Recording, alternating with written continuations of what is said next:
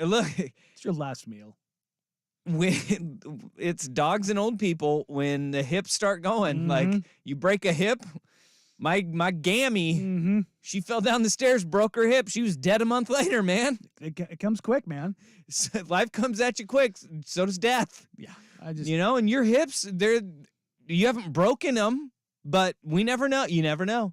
You never know. Yeah, no. I wonder if that works if they're being replaced. Ooh, yeah, no, because then that's a new lease on life, my dude. That's a new lease on life. Like a reset, right? Yeah. You start that clock right over again. Yeah. I think you're safe. You're good. I like where this is at. You're good. Okay. Yeah. Wait, when is your hip replacement?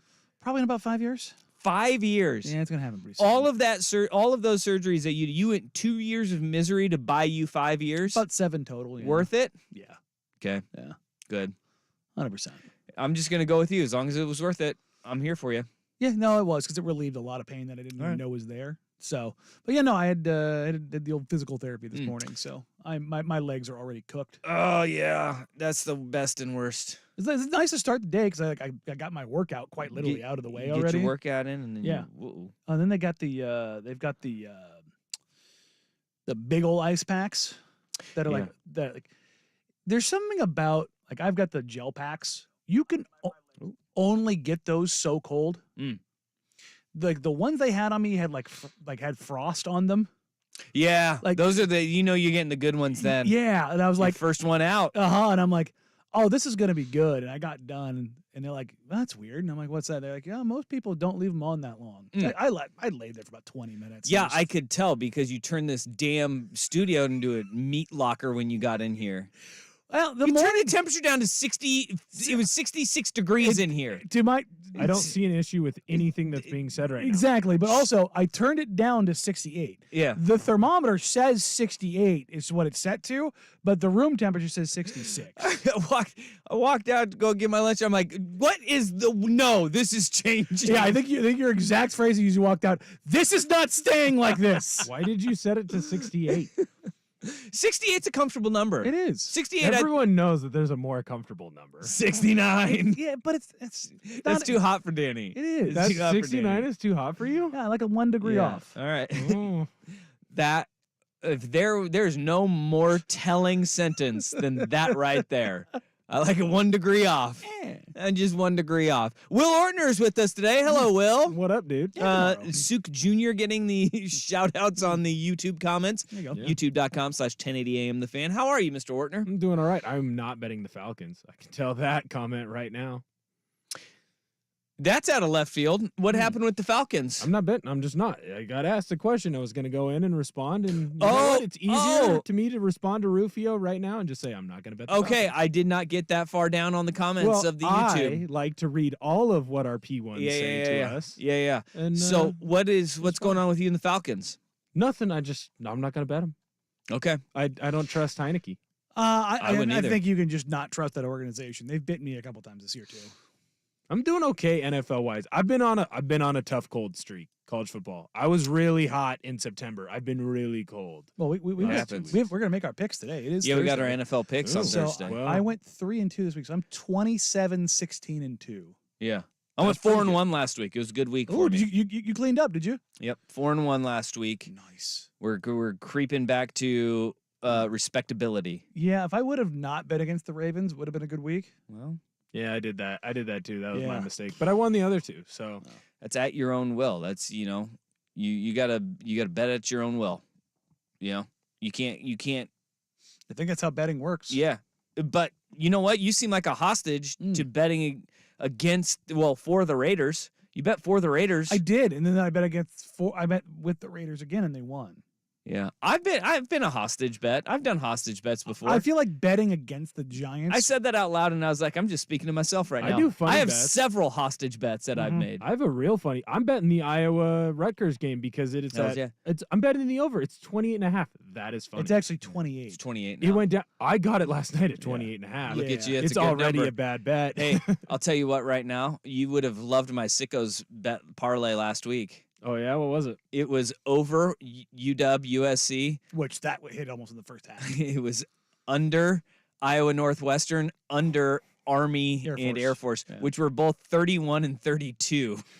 So I went over 76.5 and under, and it hit. The parlay hit. It was just it was the most disgusting parlay ever. But you know what? It was a beautiful thing, same and sport. I couldn't even bet it. I couldn't even bet it. The crazy thing is, that Rutgers Iowa line is 28 because UW was involved. Rutgers. I was like, well, yeah, it's Iowa by a point because a safety is going to be the one score of that game. It's going to be a defensive score. I'm gonna laugh when Rutgers hangs like 40. I'm still really mad about the fair catch call where the guy didn't go like this. He went like that would have won me so much money. It's ever since the fake fair catch call, I've been losing in college football. 2 weeks. Wasn't that like 2 weeks ago? 3 maybe? 3 weeks ago? It's been 3. I've been struggling for 3. I'm sorry to hear about that. You know what? Maybe your juju will change today, Will. I'm still over 500. That's what I like to hear. That's what I like to hear. All right. Well, we got a lot of radio show. We do. Yeah. Indeed. Yeah. We've got our bets that you just talked about, that coming up at 2 o'clock. We got our worst day on the web. That's going to happen. Robert Saleh is pleading the fifth. And no, he's not in court. This may be, like, we say this a lot, like, wow, that's the most unintentional, like, diss you could give a person, or that's the most unintentional just shiv right in the side that you could give someone. I plead the fifth. He may have done it on this one. We've got I want to talk some NBA today. I think we have enough NBA to talk today because we're not breaking down games, but the 3-ring circus is going on in the NBA already, and I'm absolutely here for it 100%. We've got a lot. Before we do, outside of that, one side note, because we talked about Wemby playing in MSG last night. He looked human, man. Wemby, well, no, he looked like an alien, but he played like a human. He didn't play like a Monstar yesterday. Yeah, no, it happens every now and then. Well, I know. It's crazy that is. Well, it's kind of weird because all we've seen is like this freakazoid out there playing basketball like he's not from this planet. Yeah, that's what happens with rookies. Yeah, he's been so damn impressive. No, him and Chet have both been great. People forget about Chet. Which they shouldn't, because he's also very much an alien. Yeah. There's degrees of alien. Yeah, they're really good. No, the NBA's in good hands. Ooh, we haven't talked about this. Uh-oh. My brain just stopped working. I hate it. What's it called when they make the Neanderthal, what they did with him? Reanimate? Nope. No, we're not doing that. We are not doing that. We're not Frankensteining them. No, come on, you know what I'm talking about here. Where the Neanderthal head that they said this is what he looked like. What's that called? Regenerate? Nope. AI? No. Stop this. I don't know what you're... Yesterday they released the picture of what the Neanderthal guy looked like. Yeah, now you're doing it too. My brain literally just stopped working. My brain to stop. I don't know what's happening right your now. brain stopped working. My brain never even started. Will's like, I am A-okay right here. I still think it's reanimated. No, I think you two are dumb. It's not reconstruct. Yep, they reconstructed. I got re on there. Yeah. Boy, that was bad. Yeah, no. We didn't talk about what Neanderthal man looks like. It's true. They said it was an old Neanderthal man. They found like his frozen body. Definitely looked like a left guard. He really did. Yeah. Like, I think I know that guy. Definitely a Is he left. on from 3 to 7? No, super left guard. No. He's more of a squatty body. Like, we all know this guy. He probably works in the woods somewhere, and he's got like he's that guy that you go into the bar and you're like, you don't want to fight that guy. He doesn't got a neck. His forearms just go straight into his fist. And there's no definition like at the end of his wrist. It just goes fist to forearm all the way through. He could probably like just knock someone out in one punch. Like he's that guy. I have a feeling like his name is Butch. You know? Yeah, I'm trying to think of Roy Nelson. That's who he looks like, the UFC fighter. I have no idea who that is. Oh, he kind of does. Yeah, like legitimately looks like Roy Nelson. Yeah, he definitely is a wrestler. Like he's the guy that he wrestled in high school, and then he's blue collar guy. You know, that's what Neanderthal guy looks like now. And it is incredible. It's an incredible, like, I feel like I know that guy and I've seen that guy. Will, you getting a glimpse of him? Yep. Yeah, I like Roy Nelson. I'm a big fan of him. No, Look, the it looks Neanderthal like guy. There are some pictures that looks like that might have been me in college. I did play left guard. You had the long hair. I had the long hair. Yeah. I had the long beard. There is a video that I got sent where I may or may not have had, I might have been banged up. I'm going to be honest. I might have been a little banged up, and there was some yelling involved. It looks like that video that just got sent to me today. Wait, what? What did you do? I was Is this banged going to up. be problematic? Are you going to be fired during this show? No, you never had a couple pops and then been banged up? No, I have no idea what you mean right now. Yeah, you've never had some drinks and then been banged up? I don't know what that means. Like got Like you're drunk? into a fight? Oh, No. drunk, banged up. Is, You've never been banged up before? No, I don't know that term. I thought you were like you got hurt. No, I was banged up, you know, 'Kay, and you were me and drunk. my buddy were yelling at each other like drunk guys do. And you Uh-huh. see me in the video, I look like that Neanderthal. Okay, and this was back when you were in college. You're rolling around 23, baby. rolling around Ellensburg just. Rolling around Ellensburg garages. Is that what people do in Ellensburg? That's what I did Garages. in Ellensburg. A lot of garages, a lot of bars. Sometimes fields. There was a mountain one time. Okay. Fields and mountains. That's where I get banged up. This sounds like some Boy, that ain't it. beer fest type stuff where you're waking up in the middle of a field naked with a deer in a. That happened at the Gorge, but I had my clothes on. And Bert Kreischer was finishing his show. And you had a deer carcass next to you while you're covered in blood. There's someone else's. Like, there were a lot of people falling asleep. Somebody else's blood? No, there was no blood. It was just like a pink lemonade thing. Danny's just trying to get the authorities off of his scent and onto you. So he's like, "What blood? He's talking about blood here." No, the authorities talked will about never blood. come to me. They know I'm scared of weapons. All right. Well, I'd like to say this is the best start we've had to a show, but I'm lying to you right there because Danny and I's brain stopped working for a good minute. Good minute. Yeah, no, like Yeah. saying reanimate just caused my brain to not work. Yeah, we need to stop reanimating things. Yeah. What was it? I think The we As should. a society, don't do Was that. it- was it we the- don't want that. was it the mammoth flesh? Is that what it was? Yeah, they're still reanimating that, aren't they? Like Yeah. that thing's gonna be alive. Yeah. It's gonna be in the Portland Zoo. I heard. But not just that, like they're trying to Snuffleupagus. they're trying to make the like grow meat from Yeah. like DNA like Mhm. to That's s- awesome. to serve.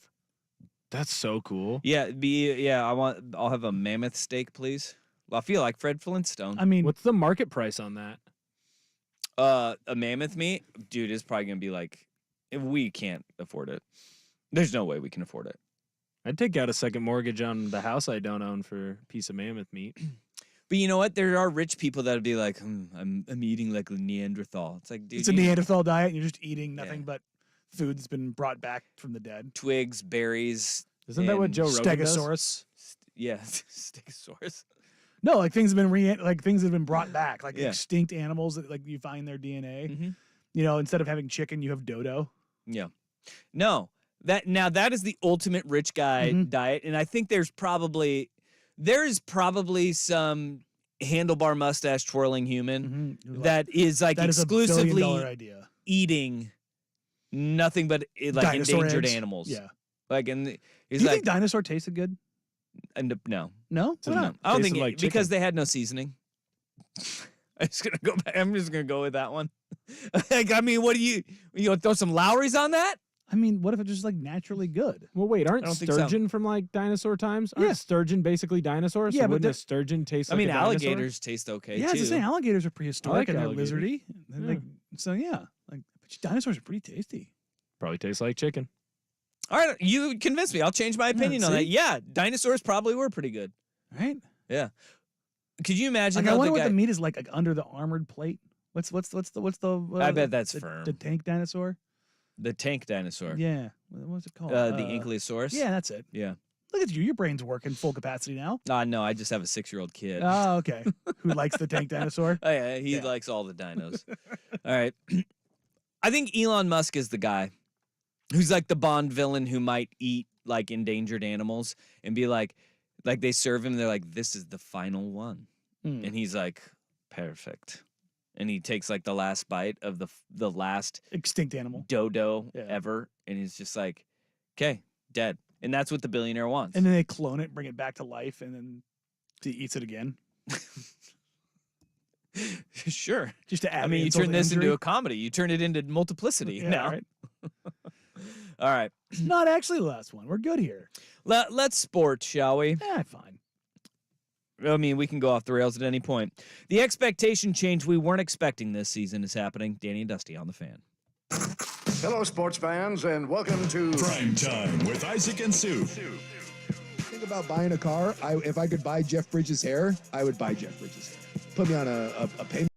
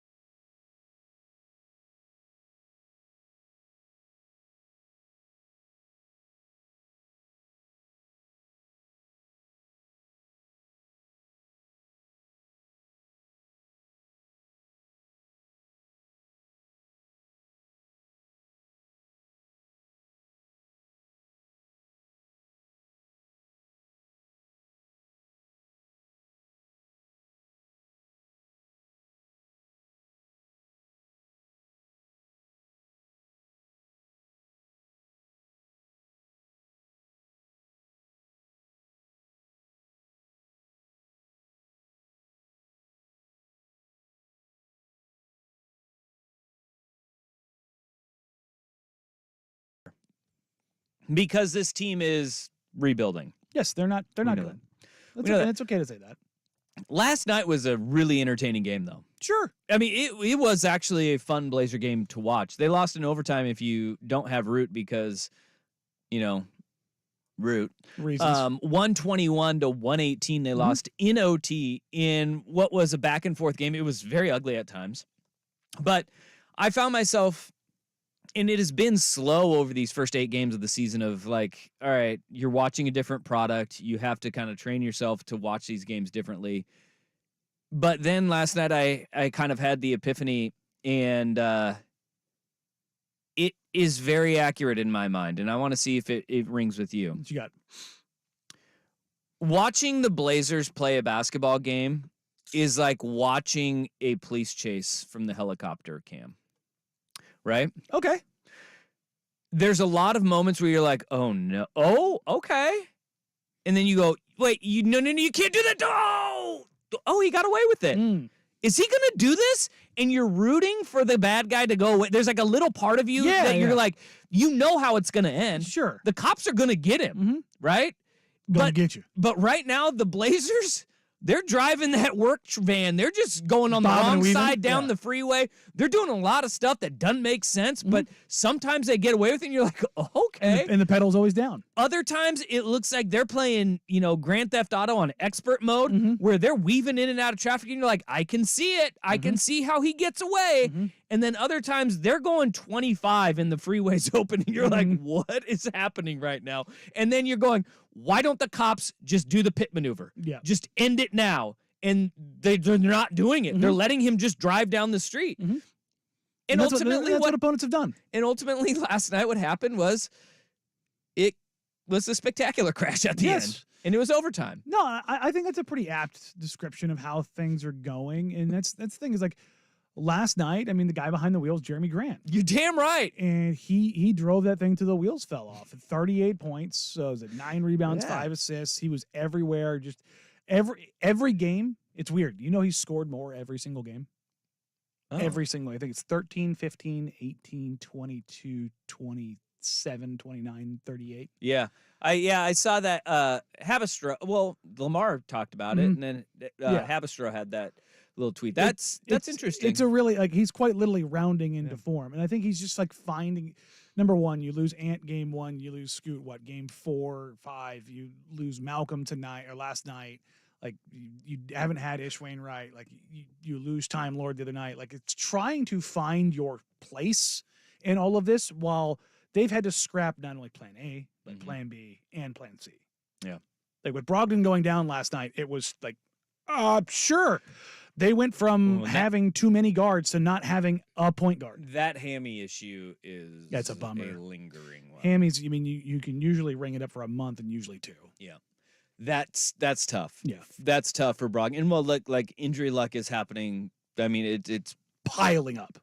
Bad for the Blazers, but everywhere across the league is guys are getting banged up and your guys are dropping left and right. And with the exception of Time Lord, Look everything at the is I mean, Anthony Davis has got groin spasms, which I think we all got a case of those. Hip and groin spasms. But other than Time Lord, Robert Williams III having his pending knee surgery. Everybody else has got a pretty relatively short, manageable injury. Hopefully the hamstring is not like a grade 2 where you're like, oh crap, this is going to be a thing that lingers for 6 to 8 months, which happened to Chris Paul. You know, it's the kind of things where, they can hang around forever. But I think you saw a team last night that, while incredibly shorthanded, they competed. Yeah. And I think that's all you can ask of this team. Well, with Jeremy Grant, going back to Jeremy Grant in that rounding into form that you're talking about, it felt like also the first few games of the season, it was, and this is something that is very real with athletes, and it would be with anybody in any profession, right?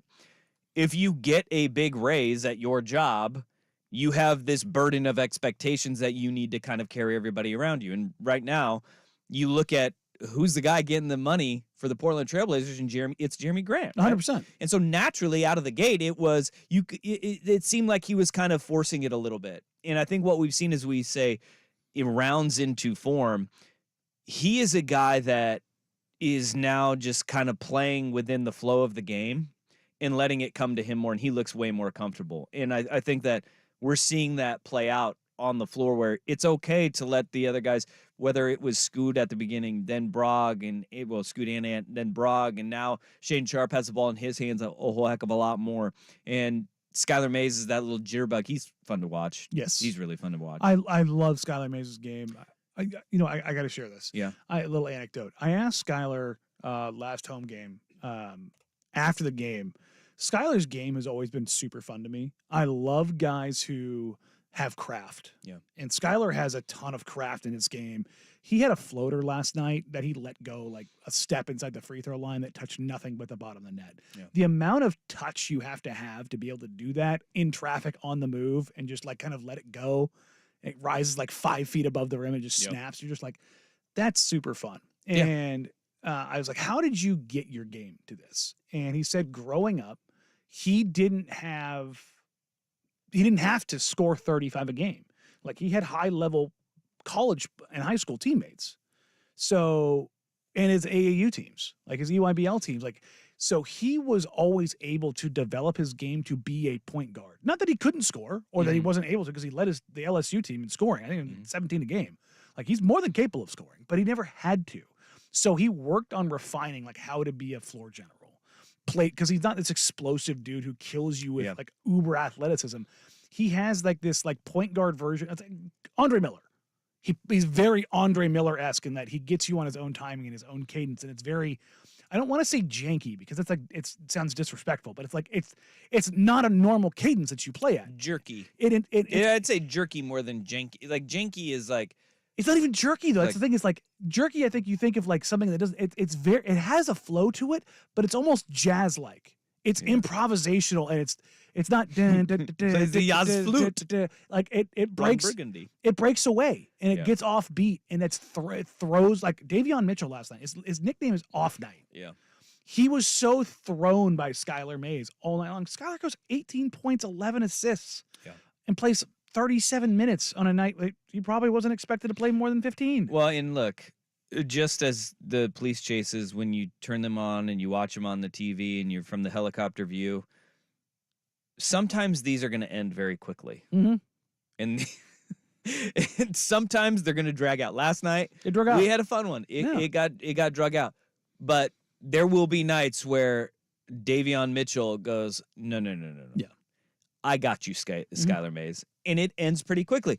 That's going to be part of the story of this team this year, is you cannot go into any game, even if you think you know what the matchup will be, and have the expectation. That's big, and that inherently is not just the injuries, but it's the inconsistencies of young players. Bingo. Some nights you have stuff, not only did Skyler Mays have a night on top of Jeremy Grant being a monster, they finally were able to get DeAndre Ayton involved. Yeah, that was fun to see.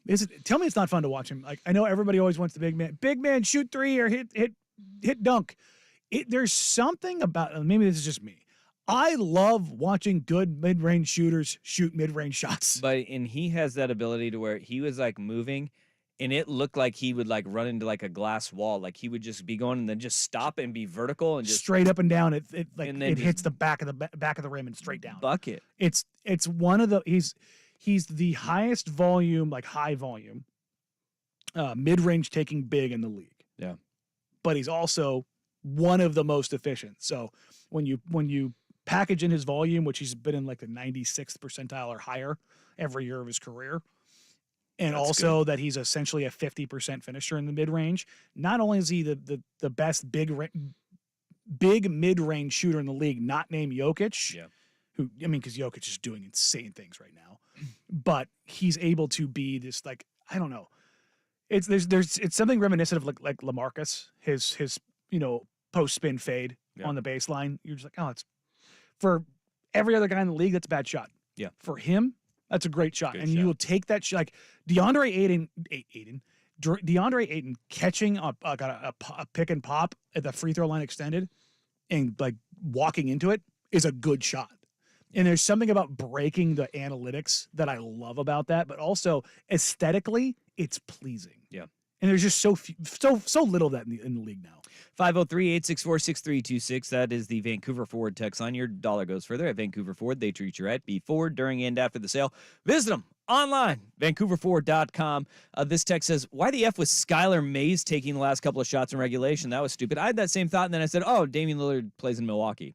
Shaden Sharp is fouled out. Anthony Simons is out with surgery. Malcolm Brogdon is out. They were taking away Jeremy Grant at the end of like it was just like because that's what I've been talking about. They have a significant lack of shot creators. But on that to that point is that he also got a good look. He got a very good look. It's spun out. What I do appreciate is to that text, Chauncey Billups at the end of overtime.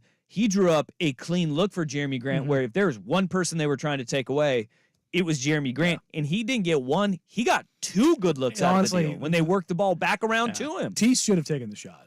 Yeah. Tease had a clear look on the offensive rebound. But I'm okay. I'm okay. It still got a good look for Jeremy. Both those looks were like, you live with those. And I look, I'm a ride or die Tumani Kamara guy still. He almost died last night. That's what made me love him even more. I am in on him. Oh yeah, I like him a lot. Offense needs a lot of work, but defensively, man, he's a dude. Yeah. All right. Okay, Blazers. They lost a game. They did. How long's Brogdon out for? We'll see. I'm hoping I'll get some sort of update. In fact, during the break, I'm probably going to text about it. I hadn't seen an update, but maybe it'll be in my update. Boy, isn't that a tease for Will with SportsCenter. Now, from the Spirit Mountain Casino Sports Desk, a SportsCenter update on 1080 The Fan.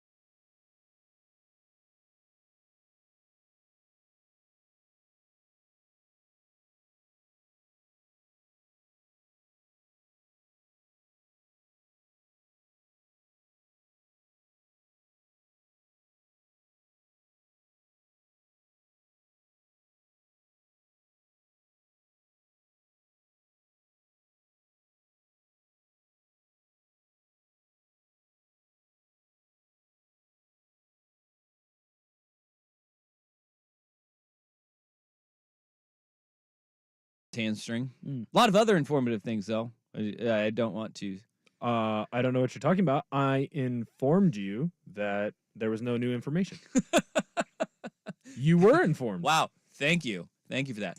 Hey, we got coming up Saturday night, Pac-12 After Dark right here on the Fan, Oregon, USC. And you have the reigning Heisman Trophy winner coming into Autzen Stadium. Mm-hmm. You have a guy who is working his way back into that conversation of the Heisman Trophy in Bo Nix. But I have a question for you. Do we think that Oregon will be interested in even showcasing Bo Nix as the Heisman Trophy quarterback if they don't have to because of what USC's run defense has been this year? When you have Bucky Irving and Jordan James, which both average 4.03 yards after contact, not per carry, that is per carry after contact, will you need to showcase Bo Nix's ability to throw the football if they just pound the ball down USC's throat? I mean, game plan. It's a weird thing. No, you're around this program, significantly more than I am, which is all of it. But do the Ducks want to? I know the reality of this and how it'll be discussed publicly. The Ducks just want to win games. Yeah, but that's not entirely true. They want to win games with style and with Bo Nix at the front because they want to win him a Heisman. Right, and therein lies the big question. So is that, are they willing to do this and because they can run all over USC? Yeah, and only have Bo throw 18 to 22 times and throw for like 220? Because if Penix has another monster game and keeps doing it, and he gets back to the front, now you're playing catch up again. Because I think right now Bo's in the catbird seat. he's in a really good spot. I think he's in a really good. So it's like he's in a really good spot. You want to run the ball and you want to bludgeon USC and make sure it takes care of itself, but also, do you want to get Bo a Heisman because you have a no BS chance? I think what they're going to do is what they've always done, where they let Bo use his brain and check at the line of scrimmage. When you watch an Oregon game, there's a lot of times where Bo goes up there and he's making the changes himself, and he's shown that he can be unselfish and he will put his team in the best position to win a football game. They have one of the best offensive lines right now in the country. I don't know if you guys follow the Joe Moore Award. Yeah. I think it's like the last 3 or 4 weeks, they have won the block of the week. They are going to be a Joe Moore Award semifinalist offensive line. And what's most impressive is that a lot of these guys are transfers. So I think what's going to happen is they're going to run their normal game plan, and it's going to be up to Bo to make decisions. If Bo sees a box where he's got even numbers or plus numbers, he's going to hand the ball off. Exactly. But here's the thing, and for USC, and this may be to the detriment of Bo Nix and that. And this is the stupid part about it, right? Games like this won't matter, even though it shouldn't matter. Because it's against USC. It's a primetime game. The reigning Heisman Trophy winner and the glitz and glam it is of USC. This is a premier game in the accolades department. We've already heard from Brian Odom and Sean Nua, the two co-defensive coordinators at USC now, that the number one thing is that they are going to keep it simple. And they are going to take away the checks that USC's defense had previously heading into weeks. With everything that you just said, Will, if you are going to keep it simple against a guy who's started dang near 60 starts in college football, he's going to get Oregon in the right spot. And that is where you sit there and you go, this is going to be the cat and mouse game throughout the course of this game. It will be that game within the game is at the line of scrimmage and those check with me's, because if they do keep it simple and it's kind of a what you see is what you get, and it won't be that simple. I mean, look, they're going to be disguising coverages. They're going to be disguising blitzes. They're going to be, stunting and twisting after the snap. But what they're not going to do is the if then. Like, if they do this, then we do this built into the plays. They're going to just play more straight up.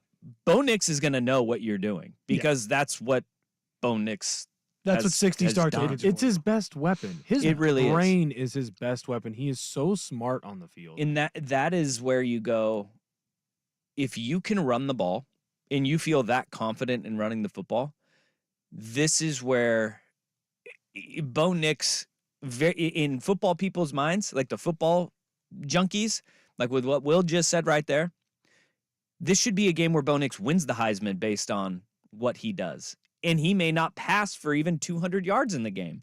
Yet it could be Bo Nix's most perfect game that he plays, because if he gets his team to the right play, that's Bo doing it. Yeah. Right?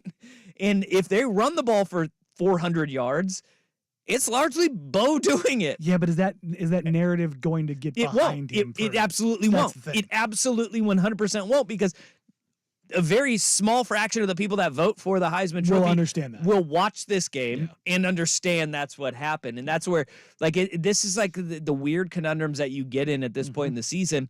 But I think if you were to ask to a man, Bo Nix, personal accolades over team goals, he's going to say, dude, if we bury USC or if we just win this game and we keep our college football playoff hopes alive, I don't care if I throw for 100 yards in the game, right?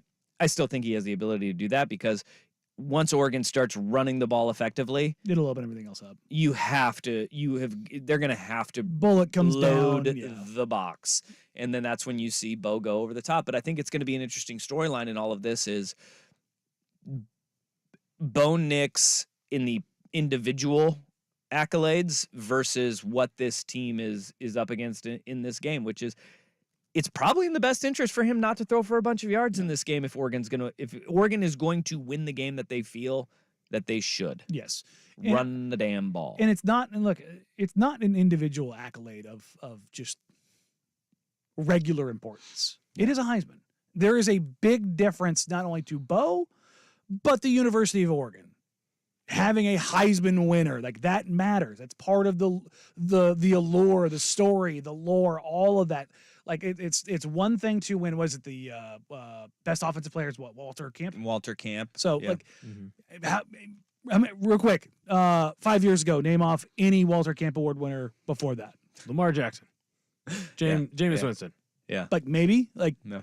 because usually it's the Heisman winner gets one, and then usually the guy that doesn't wins that. But, like, it doesn't have, you aren't pumping out Walter E. Camp Award winner. Like, no, you pump out Heisman Trophy winner. Yeah. You know, this is all to say, folks, don't panic if the narrative out of this game isn't how great Bo Nix was. Yes.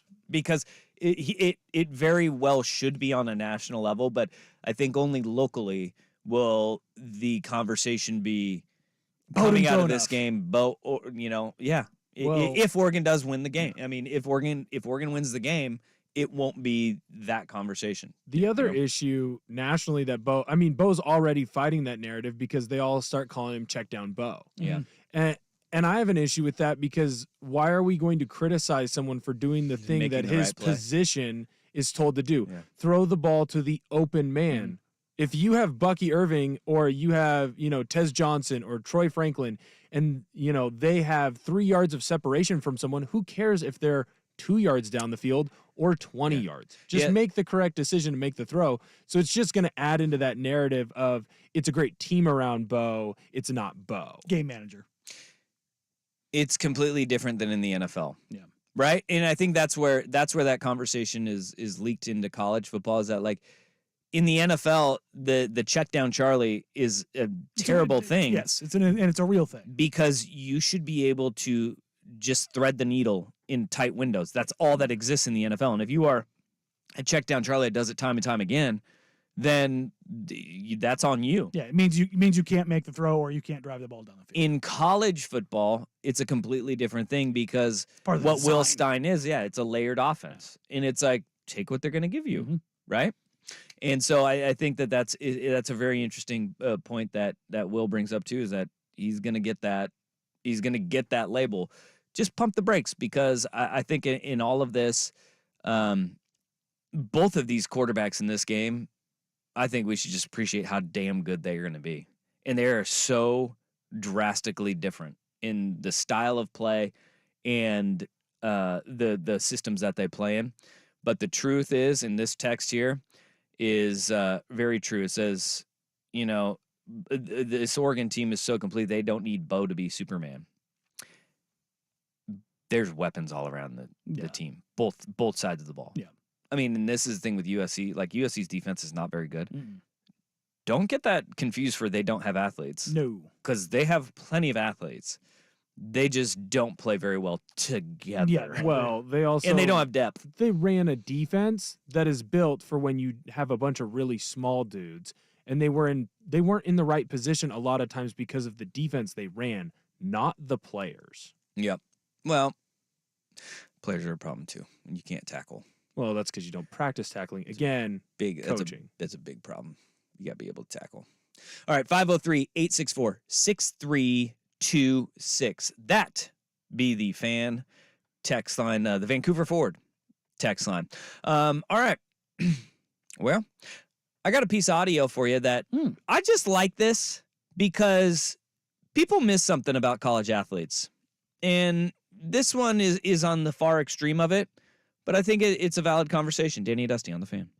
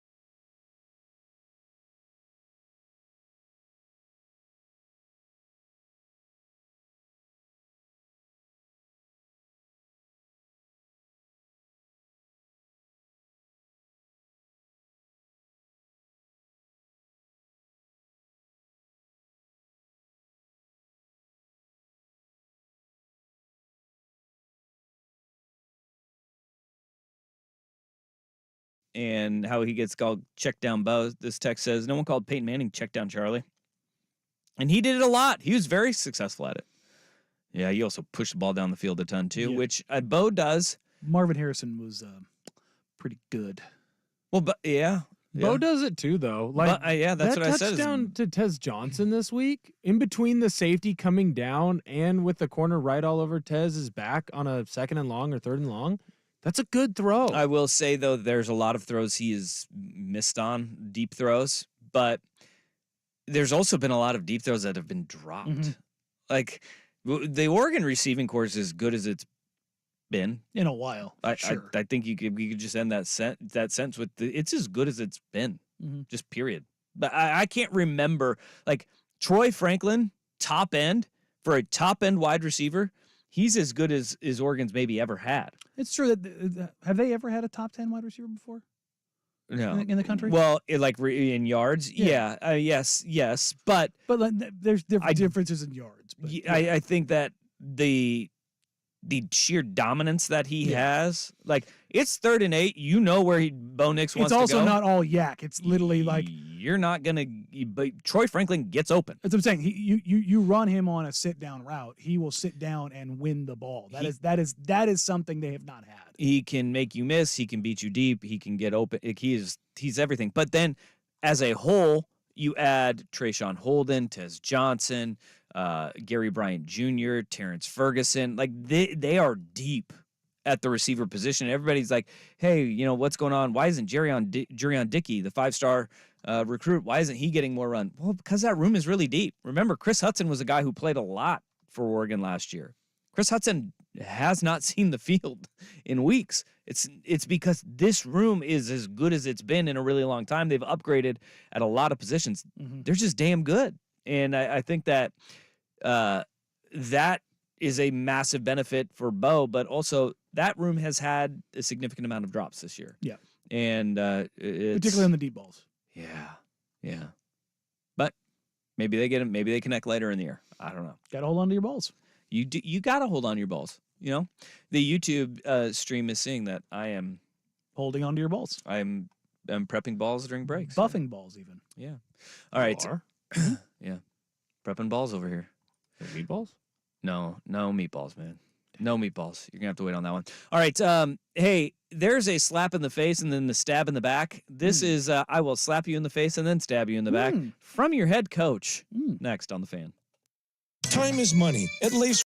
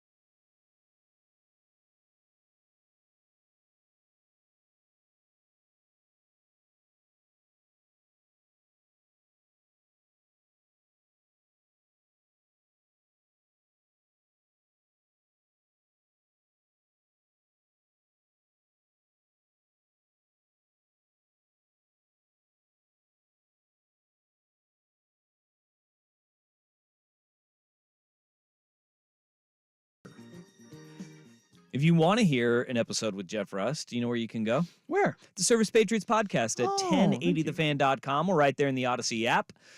Service Patriots is your home comfort solution for all your heating and air conditioning needs. Check out the latest special offers for our listeners at servicepatriots.com/thefan. All right, boy, Monday Night Football is bad because of the Jets offense. Yes. It's not good. No. It's not good at all. Tonight, Thursday Night Football is going to be very bad. Like, this is the Thursday Night Football that we grew to love.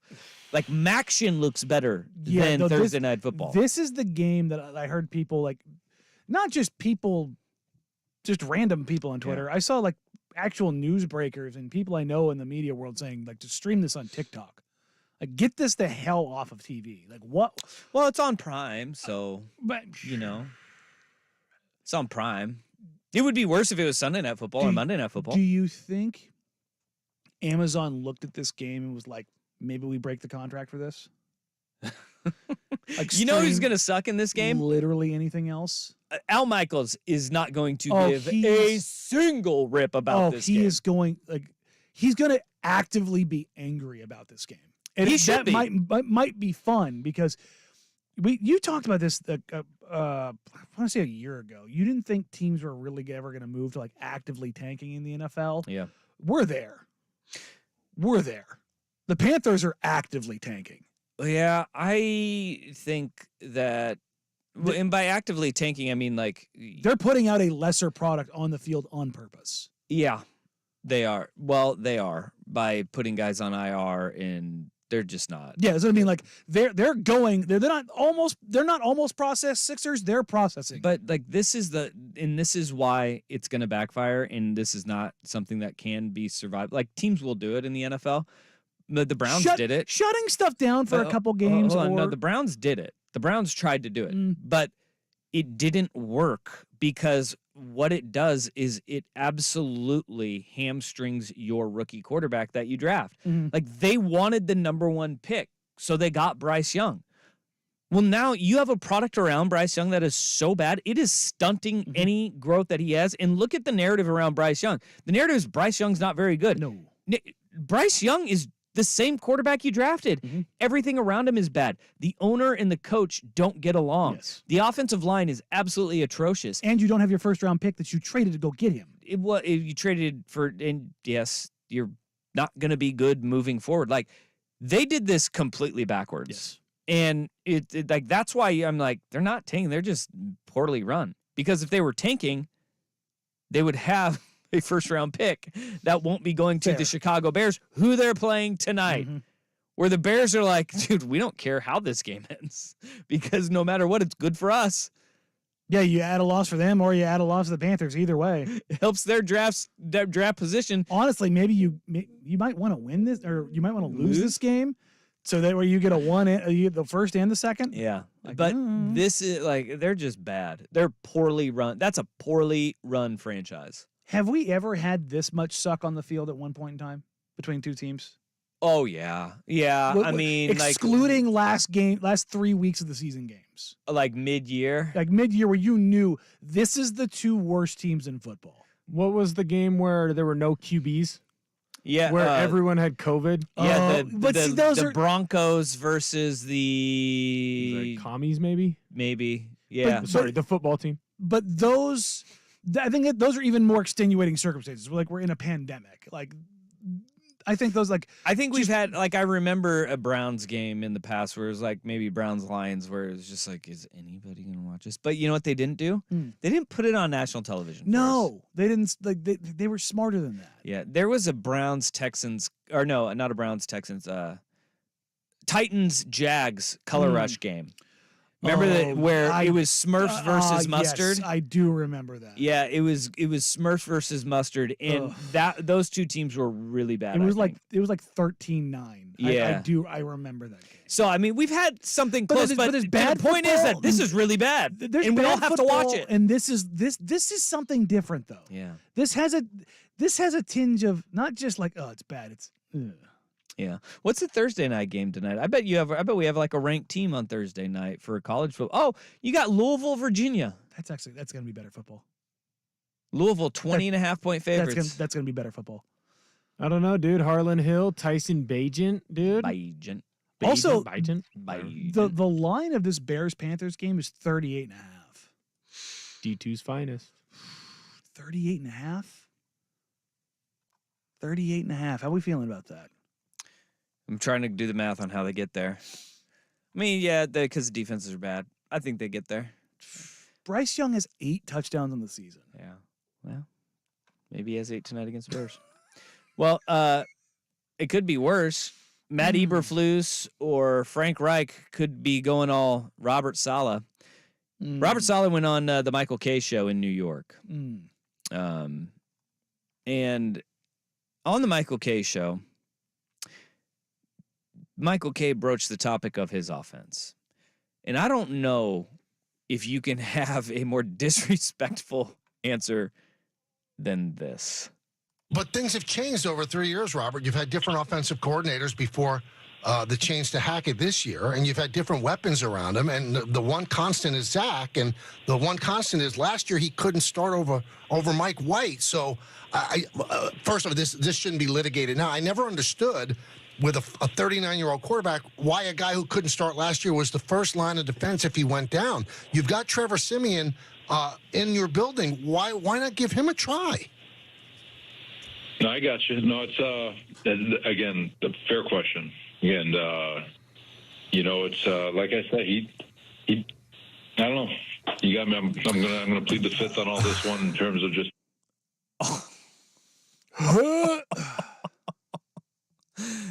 That's tough. Like Robert Saleh is at the point where he literally is going, I have to plead the fifth. I plead the fifth. 1, 2, 3, 4, fifth. Mm-hmm. Like, this is brutal if you're Zach Wilson, because this is obviously, it's New York. It will get back to you. And what they're trying to do is they're hoping that they see growth and development from Zach Wilson at all. And like, we know what Trevor Siemian is, though, too. Like, is Trevor Siemian that much better than Zach Wilson? No, I'm worse. He's worse. Yeah, worse. They got Tim Boyle. Is Tim Boyle better? And I like what New York fan is saying is like, well, we already know Zach Wilson sucks, so let's see somebody else out there and suck. Like, the suck that you also know is going to be better than the suck that you're currently watching. No, that's not, like, I don't see it. Always go with the suck that you know. But you know both. Always go with the suck that you know. We have a Mexican standoff of suctitude going on right now. They're all pointing at each other. Tim Boyle, Trevor Siemian, and Zach Wilson.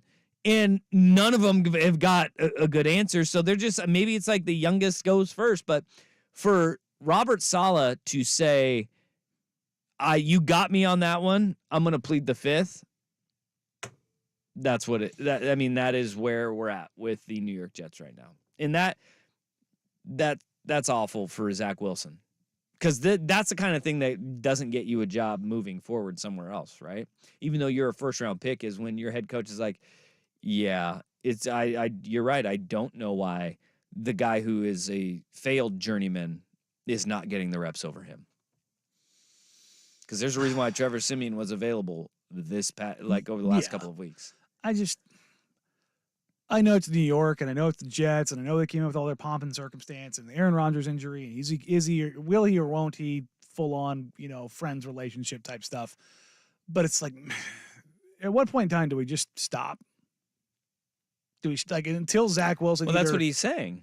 But that's what he's saying is like, I don't know. Like, you got me on that. But I mean, like, why are we rehashing this again and again and again? Unless Zach Wilson changes something, it's like they don't have anything else. Right. There's no other rounds in the chamber. It's because it's New York and they want it to change. Like, and that's what it is. Like, they want the guy who's going. They know Trevor Siemian's not going to be better, but they just want the guy that they're watching out. Yeah. And so they just want the revolving door, which you can't do. Yeah. I mean, you can't. You honestly, you can't do it if you're going to be successful at any level. And that the thing that is the worst part about this they have a Super Bowl caliber defense. Yes, they do. Genuinely. It's very good. Quinn Williams, Sauce Gardner. I mean, you've got, obviously Mosley's lost, but they have receivers that are dudes. good. And here's the thing is, like, you could put Trevor Siemian in, you could put Tim Boyle in, you could keep Zach Wilson in. The fact of the matter is that nobody is in front of them that can protect them. No, their offensive line sucks. And if you actually had a competent offensive line in there, Zach Wilson might look passable. That's a decent way to put it. It's a decent way to put it. Passable. But what we're at right now is, no, it's not. It's the reason why Aaron Rodgers got hurt. It's in his Achilles popped, and maybe it was going to pop at any point. But make no mistake, the pressure and the way that he had to step up in the pocket and the fact that he got hit as he was stepping up, like, look, their offensive line was terrible. Mm-hmm. I saw it last night or Monday night. We watched time and time again. Zach Wilson is hitting the third step of a drop, and somebody is a free rusher is in his face. Nobody can play quarterback in that. And Robert Saleh, instead of throwing, I guess, 5 people under the bus, he decided to throw 1, and it was Zach Wilson. 503-864-6326. Hey, why don't we all get warm here for a minute? Dumpster fires are warm. They are. From one in New York to one in L.A., Danny and Dusty on the Fan.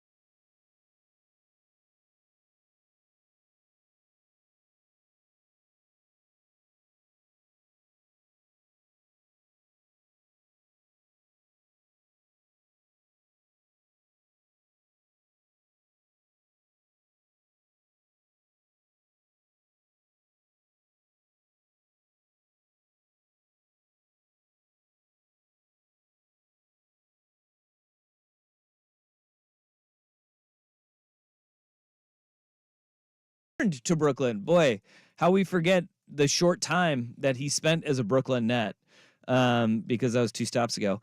But he was back in Brooklyn getting booed by the fans, and I love the Daryl Morey chants that were going on in a game between the Nets and the Clippers. So he's on a new team. He's 2 games into his Clippers tenure. And last night, James Harden's stat line was 12 points, 8 boards, 5 assists, 5 turnovers in a loss. They're 0-2 with James Harden on the team. And it's so weird that just 2 games in, there's so much basketball to be played this season. There's a sense that there's a legit panic amongst the Clippers. And I kind of get it because it's James Harden that you brought in, right? That should be where the panic lies. Yeah, the guy is quite literally quit on every team. I don't understand why there wouldn't be some form of panic, because you finally got Russell Westbrook to accept his new role. Mm-hmm. Kumbaya, Zen. He was actually looking good. He checked his ego at the door. Doing everything that doing the other stuff he refused to do, and Yes. his former teammates and people around him said he would refuse to do Yes. throughout his career. And the humbling came true when he got packed up and shipped to Utah, and they said, we'll figure something out. Yeah. And it was like, oh, this might really be it. Like, if I don't get this right on my next stop, I'm going to be out of the league. And because when you get to a certain point, look at Carmelo, look at all those guys that have refused to change their game. Yeah. And then you can go the opposite. You can look at Rudy Gay, who through injury has had to change his game. Vince Carter, who has had to change his game. Like, if you refuse to change your game, Andre Iguodala, if you refuse to change your game, there's nobody too big that if you can't produce anymore in a role that you were once in, honestly, the bigger the role that you were in, the quicker you will be out of the league. Yep. Because they know that you don't have 10 years of being a role player. Mm-hmm. Like, if you're a role player who's seen a little Jeff Green, you're a role player who's seen your role kind of fall. He's 37 now. If you're dropping off a little bit, you know what they say? He's an old veteran guy on the bench. Yeah. He's an old dog. Like, we want to have one of those around. Mm-hmm. You don't want to have a Russell Westbrook around if he's not like in a role that makes sense, because it's disruptive. So you've just got that. You've got Kawhi and PG healthy. Kawhi and PG look so good to start the season. With those 2 guys just healthy, there's no way that you should be losing to the Brooklyn Nets, right? No. But here's the thing with Harden is that, look, I think with all of this being said, like, we know how this ends, but in the middle of this story will be they're going to go on a run and people will start believing in them. And the hype will be absolutely insane surrounding the Los Angeles Clippers because they're in LA. They have all of those stars. They have big names, and they're going to be really good for a long stretch of this season. Like, we can acknowledge that because they're just too talented not to. Sure. And James Harden, he does work in the regular season. But when the rubber meets the road, this is going to fall apart. And we know how this story is going to end. Look, and this isn't me bashing James Harden. James Harden is the biggest superstar flop in the playoffs we have ever seen. Ever. The numbers back that up. And that's not to say that he's not good in the playoffs. But I can just go back to a Game 6 of the Western Conference Finals where he literally looked like a zombie and quit on his team. And I say, look no further. Look at last year. He score 42 in one game, then he goes 3 of 19 in another. There's no, it's either he's great or he's the worst player you've ever seen. Yeah. And that's like, when you're talking about a guy who's an MVP caliber player, you can't have that. And that kind of thing is so contagious and disruptive to a team. It's super weird because the Clippers brought in not only 4 guys who are first ballot Hall of Famers and Russ, James, Kawhi, and PG. Yeah. They're all LA guys. Yeah. I wonder if having those guys that they're just like, screw it. It's guaranteed money. I'm at home. I'm at home. I'm going to get my checks and it is what it is. And I don't care how disruptive this is, because of those guys, who's the guy in that room that's going to set things straight? Kawhi doesn't say anything. I mean, maybe if you reprogram him. Yeah, I mean, reboot them with new software. Yeah. I don't know, man. Upload the leadership pack. Leadership.exe. Yeah. Well, Yeah. I mean, Ballmer was a Microsoft guy. Maybe he can make that happen. Meanwhile, on the flip side of things, the team that Harden came from, they have a completely different vibe that you feel, right?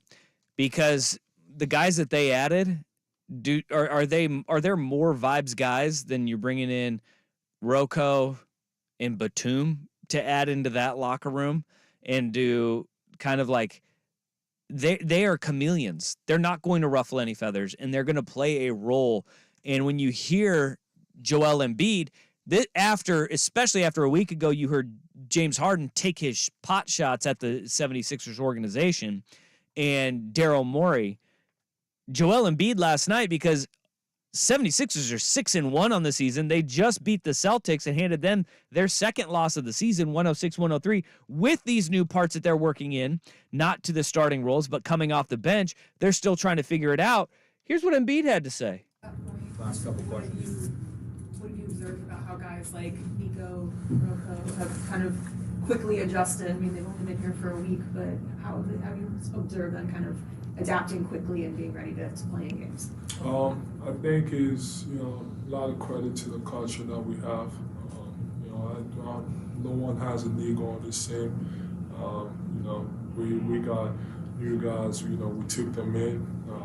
We got them up to speed, I think guys. The fact that guys want to play with each other, they like being around each other. I think it helps a lot too. Guys are unselfish. The ball is moving. No matter if the shots are going in or not. Guys are just happy, just worrying about the right things, which is to win. That's the only thing that matters, and that's the only thing that should matter. We got guys that are happy to be here. We got guys that want to win. That know their role and are willing to accept their role, whether or not they're taking shots or being on the ball. Troll L Embiid is one of my favorites, man. I guess not Troll L. That's Truth Embiid right there. Clearly, I mean, how many guys really mess with Harden?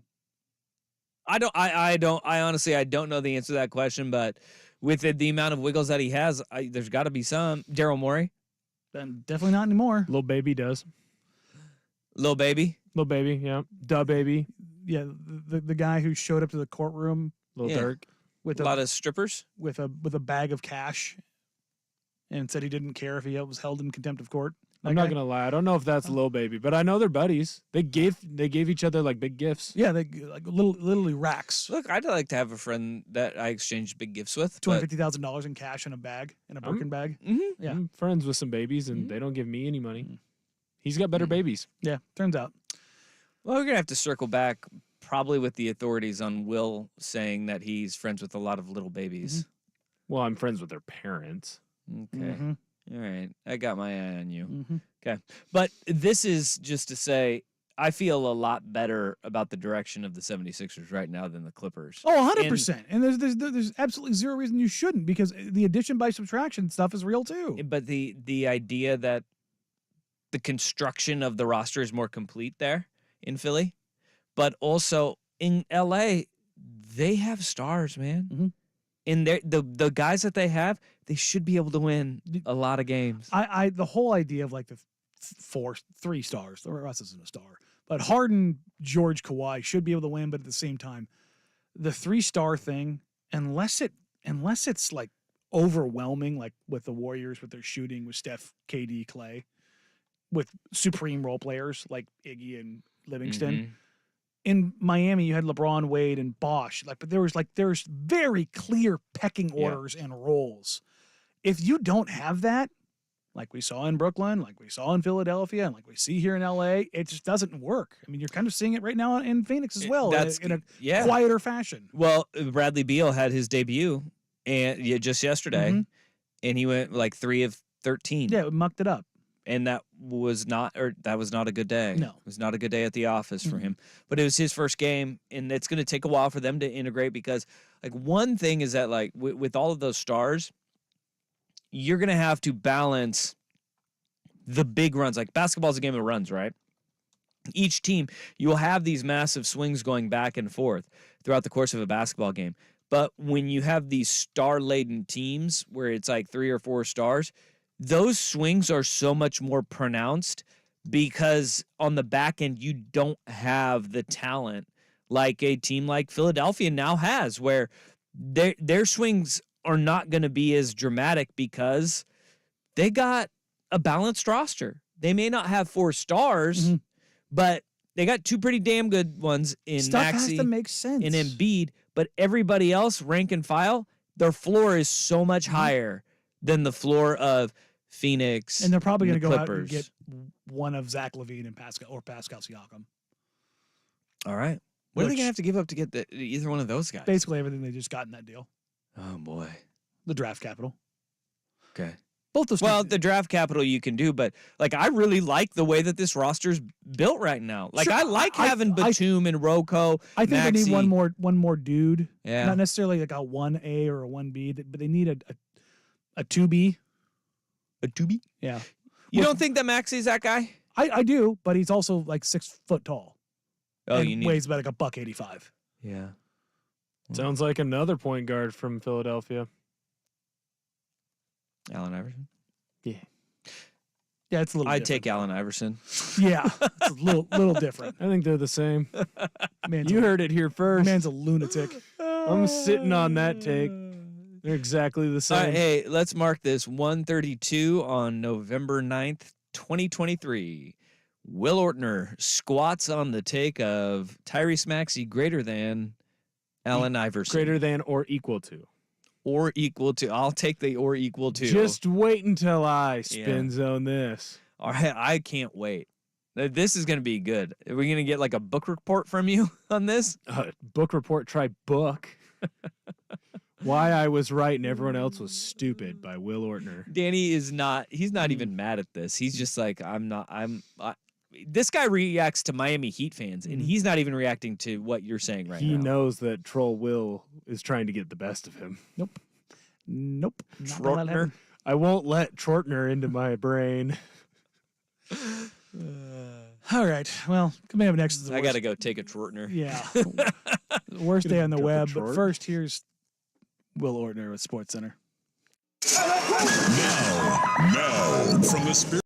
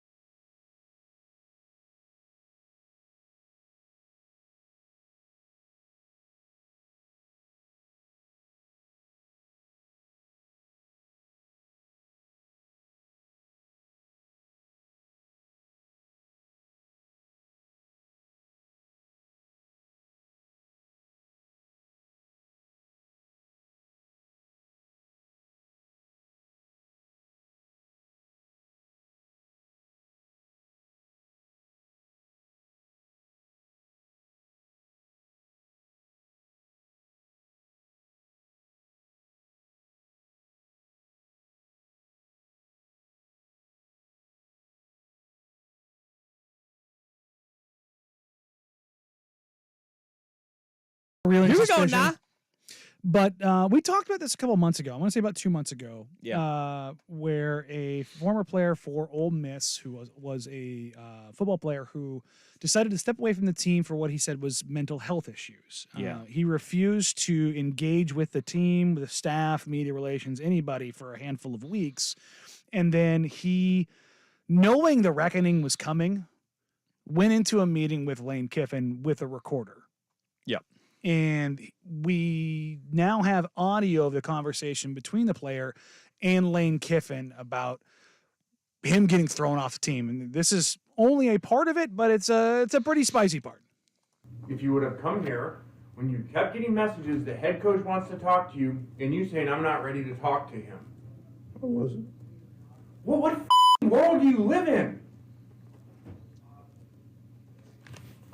I don't see why you gotta be disrespectful, honestly. Get out of here. Go. You're off the team. You're done.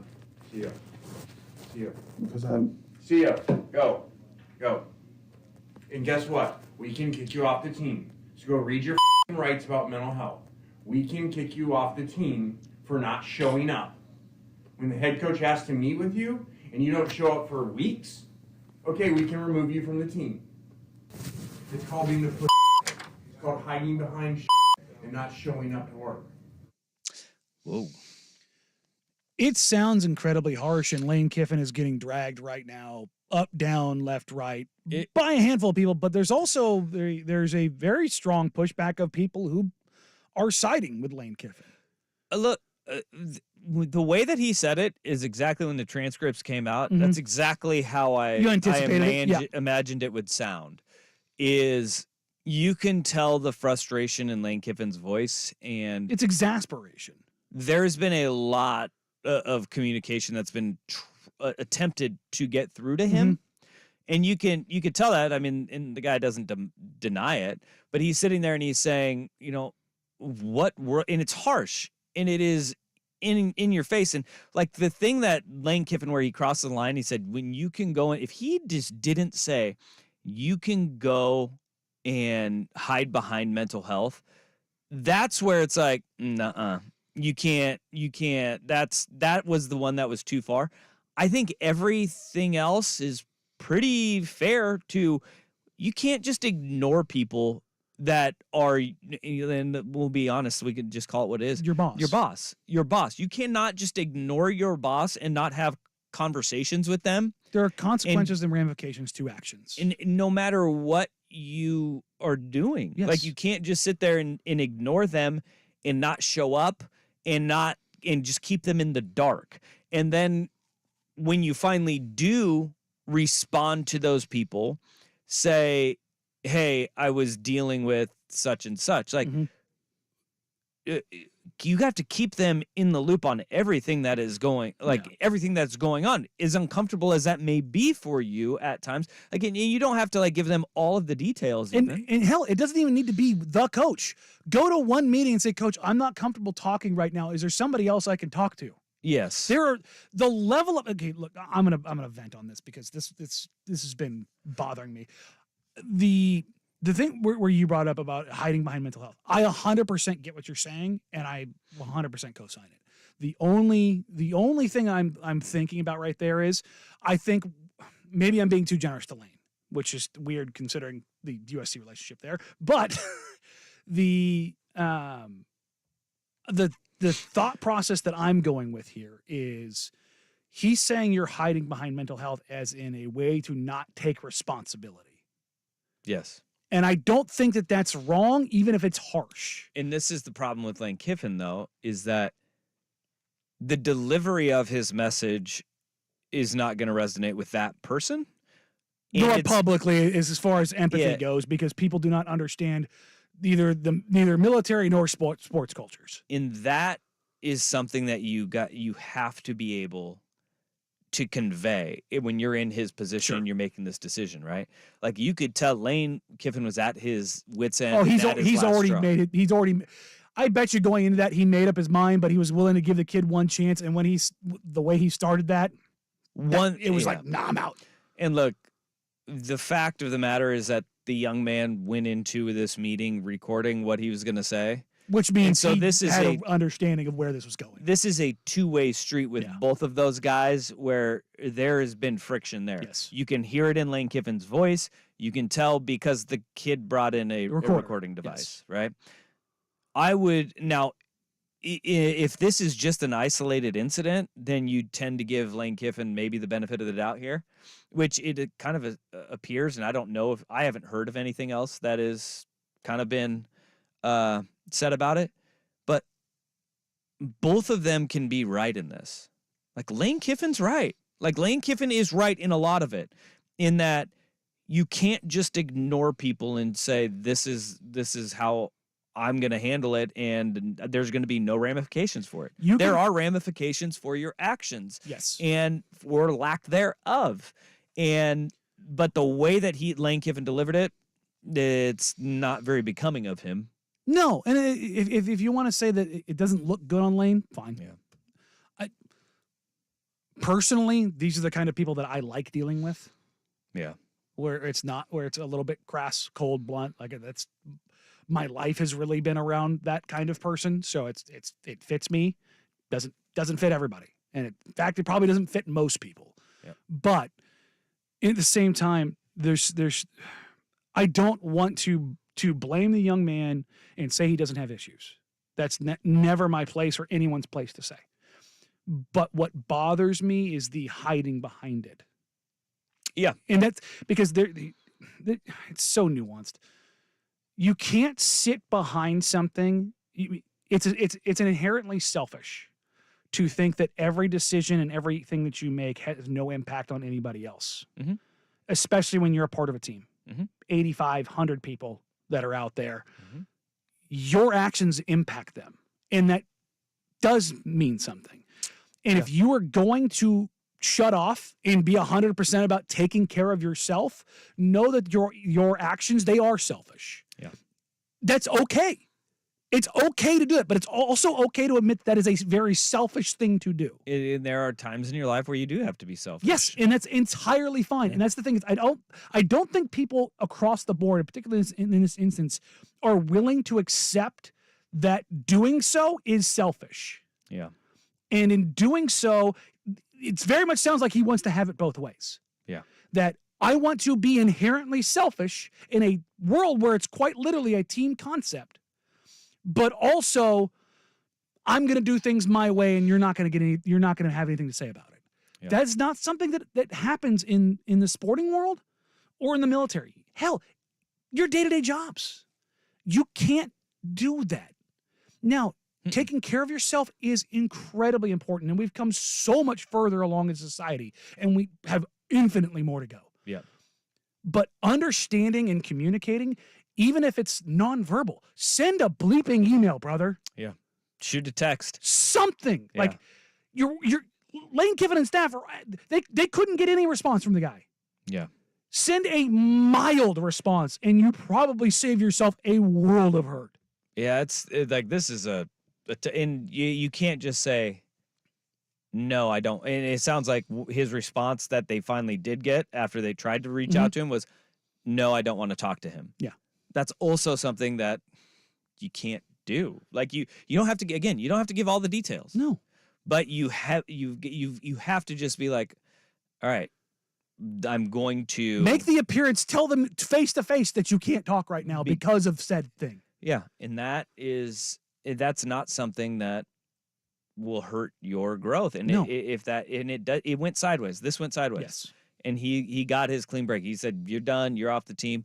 And this young man is going to have a new opportunity to go play somewhere else. But I don't blame Lane Kiffin for parting ways. Because he has 99 other people to take care of. And there was one part of that I took issue with, which is you can't go and hide behind mental health. And then I don't know what one of the bleep was, but I think he called him the P word in there. He definitely called him the P word. You don't, that's the other one. Like you don't call somebody the P word because of he does have mental health issues. You don't do that. But Lane Kiffin was frustrated in a moment of frustration. He said it. And there's also things that I regret when I'm frustrated, but yeah, the generational thing, but also you're a leader of men, though. Yeah. And there's a higher expectation that Lane Kiffin's going to be held to. Most of what he said, though, I agree with. I think that like it's we're not used to that way of communication now, I guess. And I don't know. I think people are coming down too hard on Lane Kiffin because it could be an area and an opportunity for him to grow and not make these mistakes again too. But I think that both of the parties involved in this, neither one of them is 100% right. Because look, if you were just to like be in a relationship, like a work relationship, a coach and player relationship, it's like a normal relationship where if like you just don't talk to somebody and you disappear for a couple of weeks and then you come back, you're like, hey, what's up, honey? Yeah, no, work. No, it's not gonna work. And that's the thing, especially when they're calling, they're texting you, trying to see what is going on. Like if I just dipped out on you for 2 weeks, yeah, what are we doing? What are we doing? I'd assume you're in jail. I'd go try to bail you out first. It was like a murder charge. Yeah, then I'd assume like you were like injured or hurt and like laid up and have to go like do the welfare check. Yeah, knock welfare on the check. door. Yeah. I have a dumb question. Is it illegal for him to record him? Because isn't it illegal in certain states? Oregon is a two-party. No, California isn't a two-party state. I think there's only 5 two-party states, if I remember right, because Oregon is a single-party. Oregon is a single-party state. Okay, but I've seen people, and I'm not the people that I trust, but I haven't been able to get clarification on it. On the Mississippi is a two-party state. So I need to double check it to make sure. But yes, that is part of the thing about this audio being it's a single party. Is a single party state. Yeah. There's a bunch of people that are saying that this is inadmissible for some reason. I'm interested in seeing what that would be. Because the other part of this is a $40 million lawsuit. Hey-o. I think that's probably why the video is all the audio is being leaked out.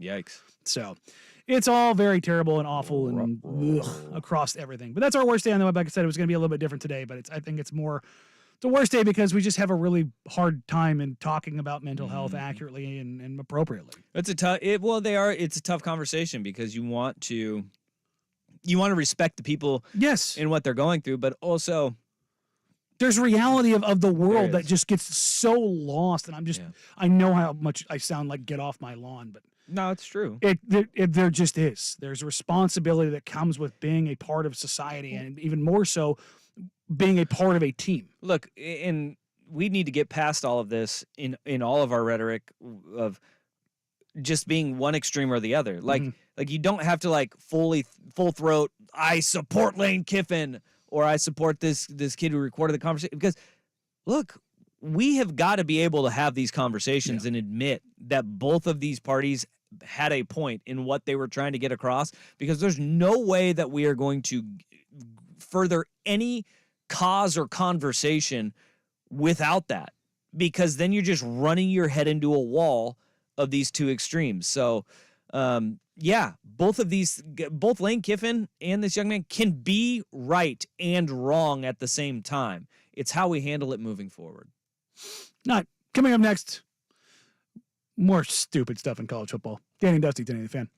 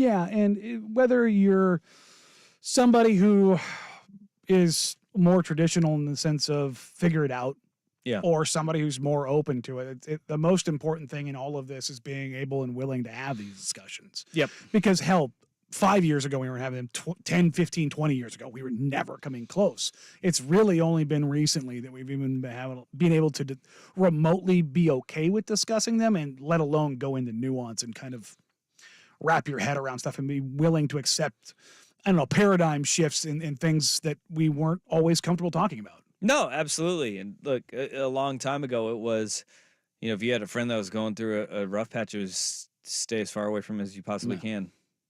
And if you did get close, it was and sit quietly. Yeah, it was that was basically it. Now we've come a long way, and it's for the better, but we still have a long ways to go. And like, I understand the people that, if you are struggling with some of the mental health issues that, like depression, or like, there's bipolar people as well that are sitting there and going, this is like the worst way you could handle it, Lane Kiffin. And you're right. Yeah. You are right. And if it is personal for you, then absolutely. Like, I understand it. Yeah. Just as a human, you could have a visceral reaction to the way that Lane Kiffin sounded in that.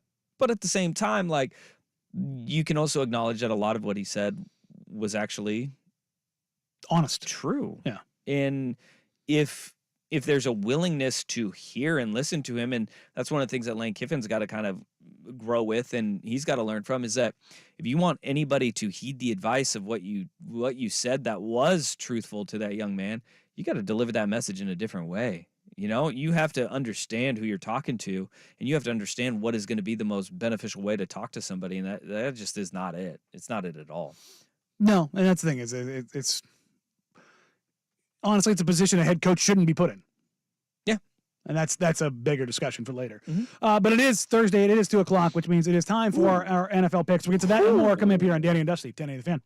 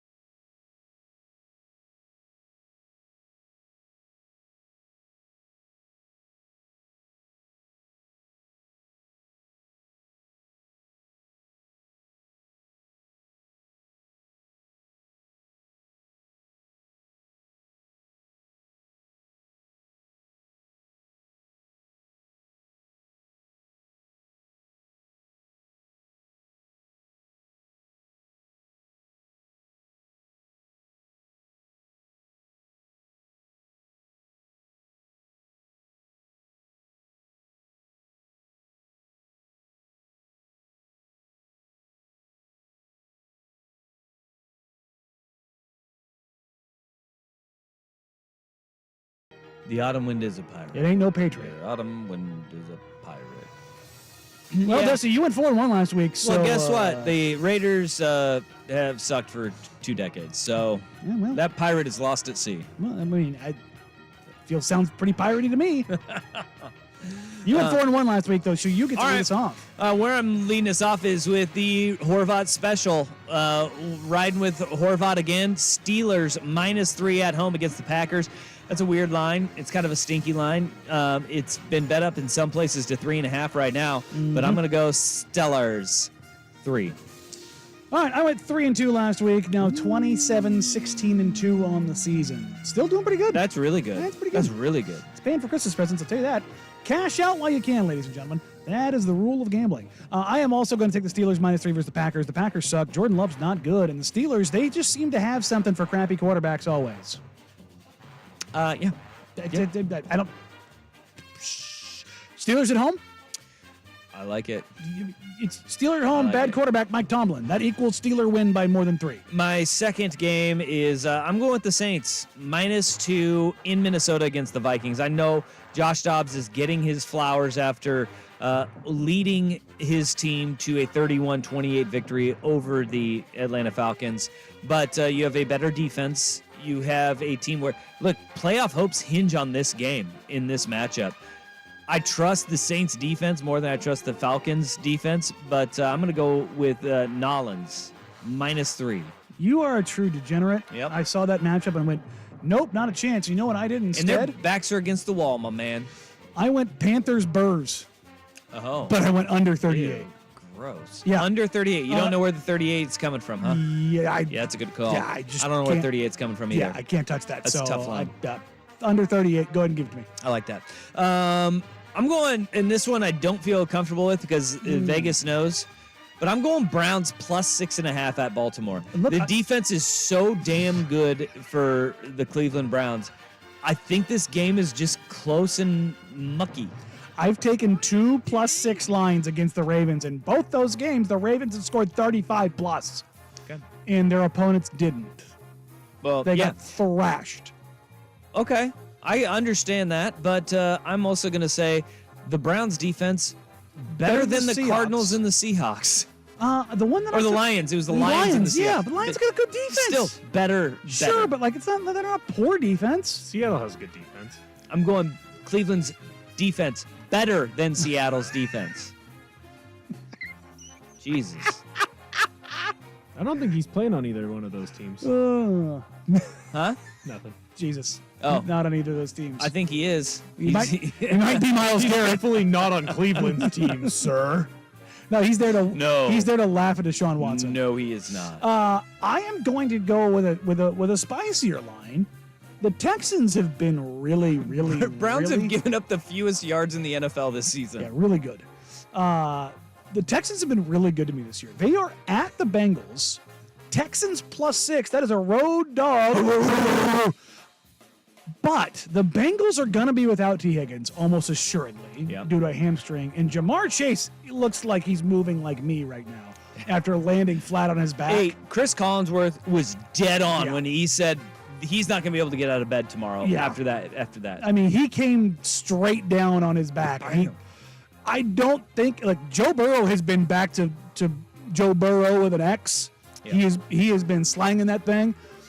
I think the Texans keep it close, but I think the Bengals win. I like it. C.J. Stroud, through 8 weeks, has thrown 14 touchdowns and 2,200 yards, joining the only other quarterbacks to do that in Patrick Mahomes and Justin Herbert. Oh, pretty darn good. D'Amico Ryans got that team playing. Okay, here's my dog in a corner game. Because of what happened in Minnesota last week, I don't get this line. I think that it's the overreaction. I got the Falcons -2 on the road against the Cardinals. I think that when you lose a game in that fashion, and you have Arthur Smith who's forced to shave his mustache at 3:45 in the morning, taking a long, hard look in the mirror and said, "Mustache needs to go."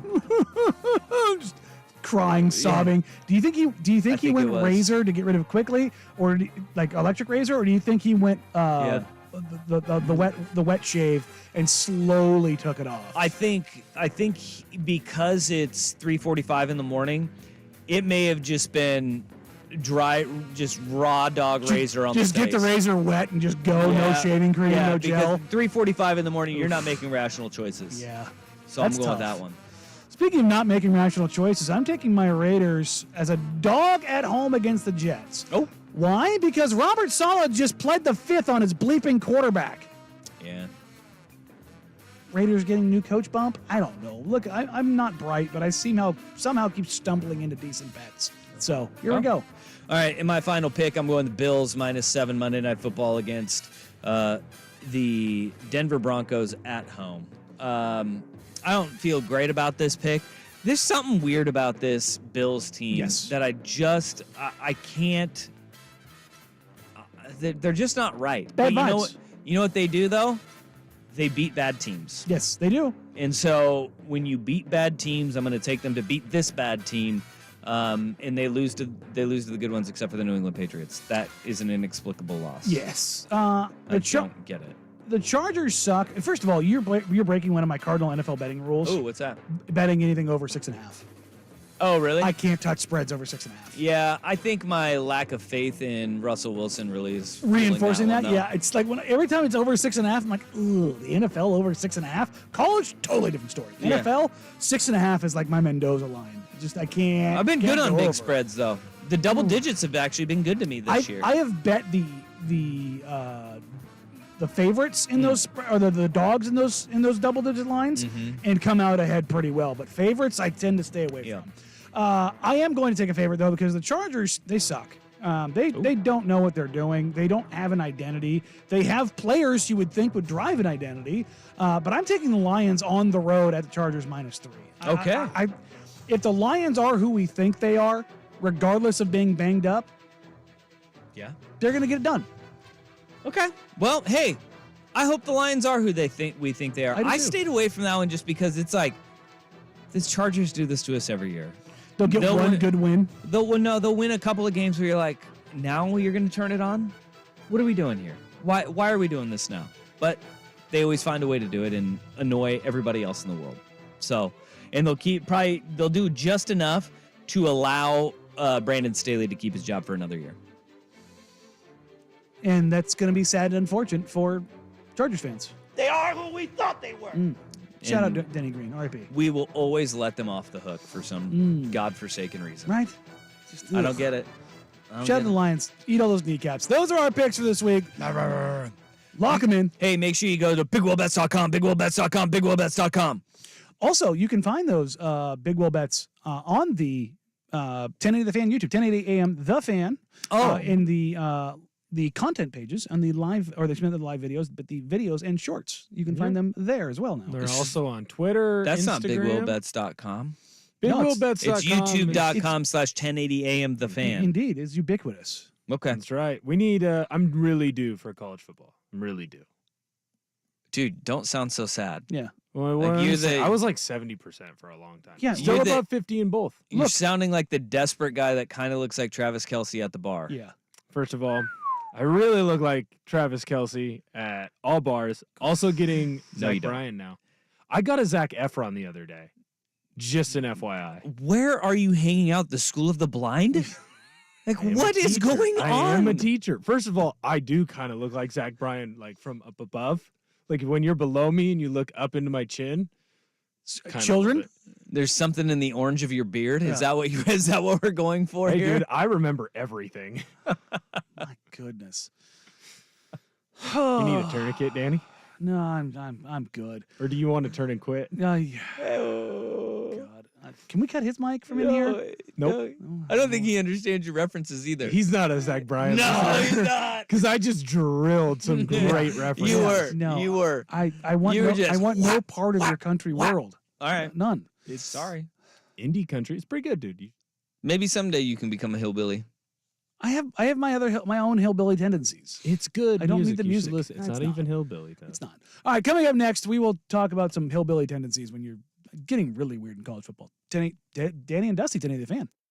Seahawks football is on the Fan. 6 DBs in the game. Play fake. Dobbs being chased by Witherspoon, who gets there and throws him down all the way back at the 15-yard line. Join us all season long for Seahawks football. Brought to you by A&E Plumbing, Heating, and Air, your local independent train dealer. It's our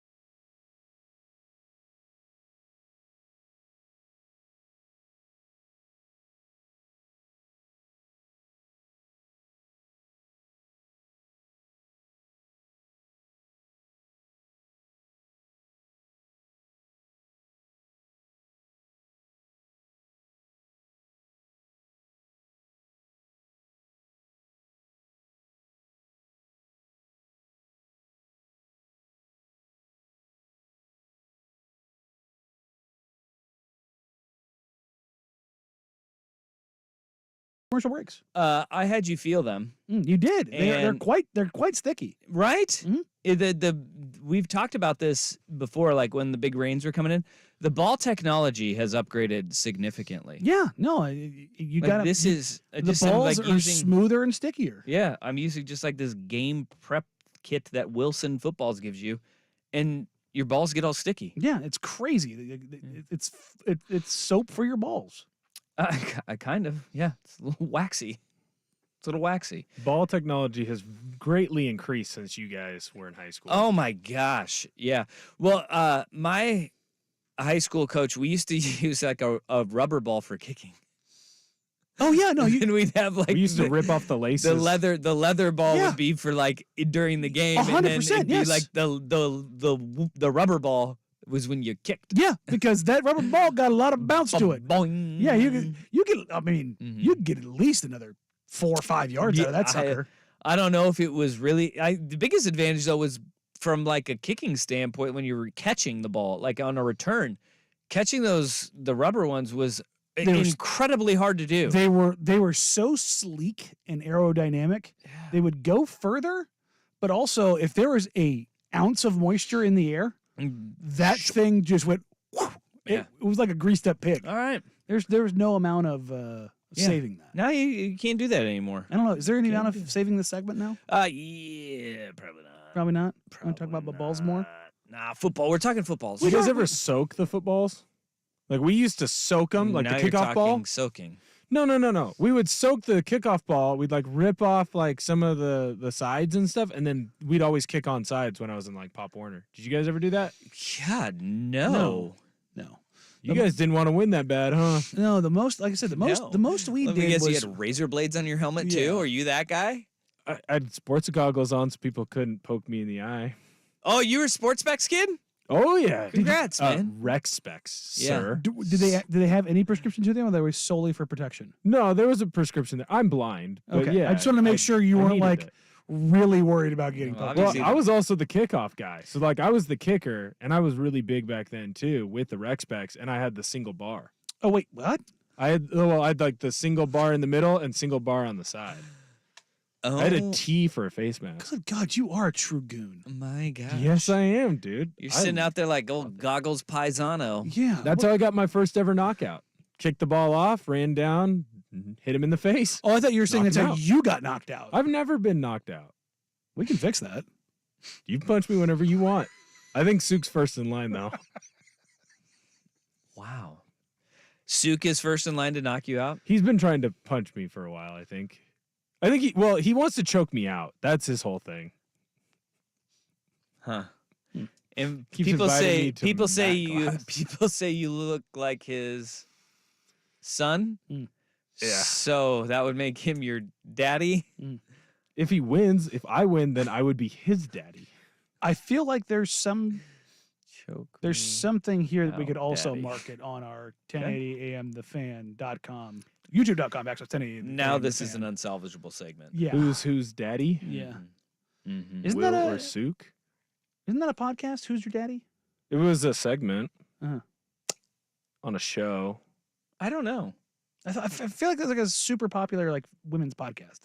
Oh, Call Her Daddy. Call Her Daddy. That's it. That's a fine program. No idea.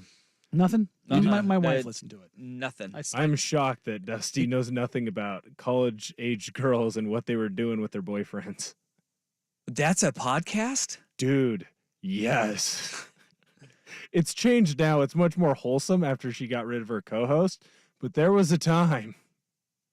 Really? Oh, they were graphic. They were number 2. It was like Joe Rogan, then them. Call Her Daddy. Well, yeah, because there's a lot of pervs out there. Yeah. It was a women's empowerment podcast. I'm sure their demo was probably 98% women too. Yeah. It was a many lot of those episodes sororities. did you listen to? Only the ones that girls in college made me listen to. Okay. All right. It's number 1 in his queue. It is not. Yeah, I'd never heard of that before. I don't know. It's worth Google. I do not. I had no idea. Definitely use your work computer. They were hots. They still are hots. I don't know. I don't know where to go from here. Well, I looked at the clock and I'm like, we're not going to get into this and actually be able to talk about this. So I was like, we're not going to. We're not going to go down this path. All right. I mean, we can kind of get back on the clock now. Yeah, you know what? That's what we'll chalk this. That's what we're going to chalk this segment up to, which has just been completely derailed. I thought I was teaching you guys things. Your sophomoric that you don't know what Zac Efron looks like? That I was not one of them. I did not compare myself to Zac Efron. They did. I still don't believe that. It happened. Or how big is the seed that you're planting when they're calling you Zac Efron? None. You're not like, hey. I got told I was giving You didn't get Zac like a Efron. mentalist or something like that, like worked the bar before you got there? If there's a person Google here, me. It's not that hard to Google me. You can find me. There are pictures of me in high school when I have a Zac Efron haircut, and I was told that I was giving Zac Efron. Okay. Oh, God. Okay. Now we know. Slay. Giving Zac Efron. Suk wants it to be known he would murder you. He's well aware. He tells everybody that. He wants to murder me. I have a text message here. Mm-hmm. Tell Will he has no chance. I would murder him. He's been trying to get me to go to his gym just to choke me out for a very, very long time. It's been about a year. I hope Jeff Rust is somewhere listening to this, just a marketing for later. Like he's gonna look like Stan Marsh meme when this thing is all done. Speaking of being all done, so is this segment. Let's get to Big Will Bets here at the Sports Center Update. Denny the Fan. Now, from the Spirit Mountain Casino Sports Desk, a Sports Center update on 1080 The Fan. Sports Center is brought to you by A&E Plumbing, Heating, and Air, serving Portland, Southwest Washington, and the Gorge. Online at aneheatingandcooling.com. It's hard to stop a train. First on the Fan, a battle of two cellar-dwelling NFC teams tonight for the Thursday night football. The Carolina Panthers, they're traveling to Soldier Field to take on the Chicago Bears. Bears are going to be without their starting QB, Justin Fields, who is out with a dislocated thumb. Tyson Bagent will get his fourth straight start at QB. Right now, the Bears are favored by 3.5. Kickoff scheduled for 5:15 over on Amazon Prime Video. The Minnesota Vikings, they're going to be without their wide receiver, Justin Jefferson, for a little bit longer as he waits to return to be 100% healthy with his right hamstring injury he suffered a month ago. Jefferson's window to return to practice opened this week, but Jefferson did not want to start practice being only at 80 to 90%. The 7th-ranked Texas Longhorns get their top QB, Quinn Ewers, back from injury after missing the last two games with a sprained shoulder. Ewers and the Longhorns take on TCU this Saturday. Over in the NBA, the Blazers suffered another guard injury against the Kings. Malcolm Brogdon had a left hamstring strain early in the second quarter and did not return. No announcement yet on if Brogdon will miss any games or for how long he will be out with this injury. More sports scores and stories in 30 minutes. I'm Will Ortner from the Spirit Mountain Casino Sports Desk. Get in the game at Spirit Mountain Casino. Watch and wager with our sportsbook powered by BetMGM. Learn more at spiritmountain.com. Do it every morning. Dirt and Spray. Weekdays 6 to 9 a.m. on Portland's sports leader, 1080 The Fan. PG Long has been the Northwest flooring experts for 4 generations and more than 50 years. To serve their partners, builders, and contractors better, PG Long is now the preferred distributor of FIBO wall panel systems in the Pacific Northwest. 100% waterproof, easy to install, FIBO wall systems' distinctive designs are the ideal solution for bathrooms, kitchens, or rooms that demand extra durability and easy cleaning. PG Long is now more than just floors. The partner you trust, the quality you expect. Online at pglongllc.com. Don't let the game play you. Sports betting is popular among Oregonians, and those who bet on sports are at increased risk of developing a gambling problem. Learn more at opgr.org or call 1-877-MY-LIMIT. This message is brought to you by VOA Oregon and the Multnomah County Behavioral Health Division. Are you a parent of a 2 to 7-year-old? Listen closely for an exciting free radio offer. By now, you've probably heard of ABC Mouse, the award-winning and revolutionary online learning program that's changing the lives of early learners everywhere. ABC Mouse is like a little one-on-one teacher. It has helped her so much. Designed by teachers and early childhood learning experts, ABC Mouse seamlessly aligns with what your child is already learning in school. And with over 7,000 learning activities and more than 650 lessons, it's the most comprehensive early learning site on earth. I have been teaching for 13 years, and I've never seen a program like ABC Mouse. It encompasses science, math, reading, social studies. It's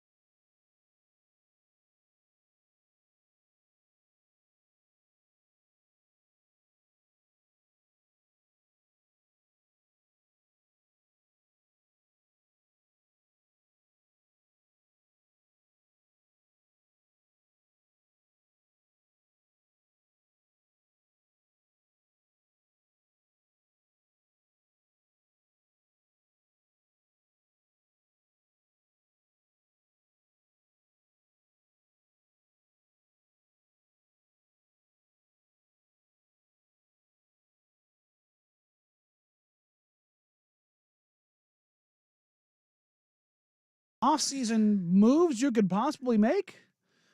Pulling a head coach out of a head coaching position to be their offensive coordinator. Yeah, Sean Lewis was one of the brightest young minds in football when he was hired at 32 to be the head coach at Kent State. But Kent State was a terrible, terrible place. Yeah, but he did a really good offensively. They were really stinking good, and they couldn't defend anybody, and they were playing action.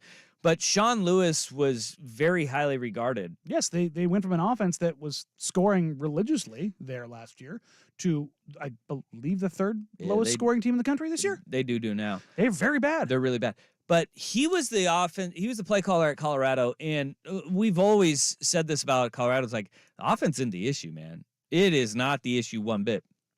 And last week, it was head-scratching when Deion made the call to demote Sean Lewis and promote from an analyst position Pat Shurmur, former NFL head coach. Who not exactly super successful. Well, and then Deion made the bold claim that we're going to look totally different. We're going to be, more downhill. Our offensive line's going to be, so much better and more improved. They ran for -7 yards last week. Yeah.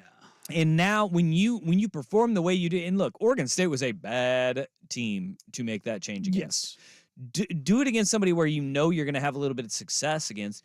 And now that we're seeing that it wasn't this monumental move, the criticisms are starting to come forward. And we all know that the problems with Colorado are on defense. Yeah, their and offense in is the averaging trenches. 32 points a game.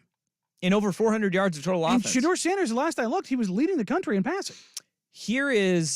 And so you have 24/7 Sports, Brandon Marcello. He put together an article and just kind of outlining how people around college football think of it. This is from a Pac-12 coach who faced Colorado this season. It's a crazy story. Can't believe it. Sean Lewis was the hire that made Deion the talk of college football. To demote him is a sign of chaos. But then again, coaching Shedeur Sanders is probably the hardest job in America. For those wondering, Shedeur Sanders, third in the country in passing yardage, completing 70% of his passes, has 24 touchdowns to 3 interceptions. That's wild. And you're demoting your offensive coordinator. Now,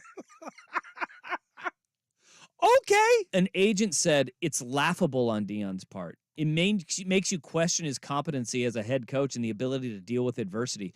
They overachieved already, and a lot of it's due to their offense. I mean, that seems pretty fair as well. Yeah. You really do. Another agent said, you never see it because a real leader wouldn't throw someone under the bus like that for no reason. If anything, he should have fired Charles Kelly, not the only thing on offense that worked. The defensive coordinator is Charles Kelly, right? And their defense is part of the issue right now. And what I think this comes down to, though, and Deion said it, he's not going to throw Sean Lewis under the bus, even though he did by demoting him for some reason. That already happened. I think that there's more at play here, whether it's agents in other teams are already trying to line up Sean Lewis for head coaching jobs, and Deion doesn't like that because he wants Lewis's focus to be on Colorado. I could understand that. I get where Deion would be coming from, because but that's how this works behind the scenes. But you don't demote the guy mid-season. No. That's not what you go through the rest of this year. And how do you get somebody else in to work for you? You wish him well on your way, and that's going to be the problem. Is that, like, if this is how it's gonna be and how they're gonna operate? You don't think Arizona State called about Dillingham to be their coach during this? The minute they knew that they were going to make a change. Yeah, and so they did, knowing full well that he wasn't going to be available until the end of the season. But that's how this works. Yep. And you don't think Oregon wasn't looking at Will Stein as soon as they thought that Dillingham might go? Yeah. If you were a Power 5 team, particularly in the top 25, Saban has had how many offensive coordinators in the last 10 years? He's had a lot of offensive coordinators. I mean, he almost is on one almost one every year. Yeah. Bill O'Brien was with him for a few years. They go out, like, he has the rehab program that goes and sends them off to be head coaches. Like, that's how this, if you're lucky if you have a guy, if you have a Bellotti, who just has a coordinator who wants to sit in the booth for 20 freaking years. If you get a Nick Aliotti who is your dude and he's loyalty and he'll ride with you. But even like Bellotti, man, Jeff Tedford went and got a head coaching job, right? And he was gone. Yeah.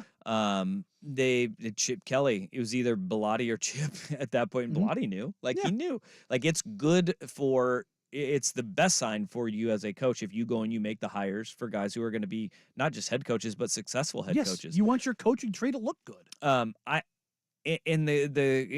thing that Pac-12 coach that had already played them, I wonder where that comment, the fact that he's saying Shedeur Sanders is coaching Shedeur Sanders is the hardest job in America, because I don't think it necessarily is a 100% like on Shedeur, is like Shedeur's a hard kid to coach and he's not a good kid. I think what that coach may mean by that, and I don't know this, but it's also like it's the hardest job in America to coach Shedeur Sanders because his dad is your head coach. Yes, his dad is your boss, and if you're not setting up his son for the most prestigious outcome, then this is what we were talking about a couple weeks ago. As much as Deion can try to deconflict himself from this stuff, it's still his son. Yeah.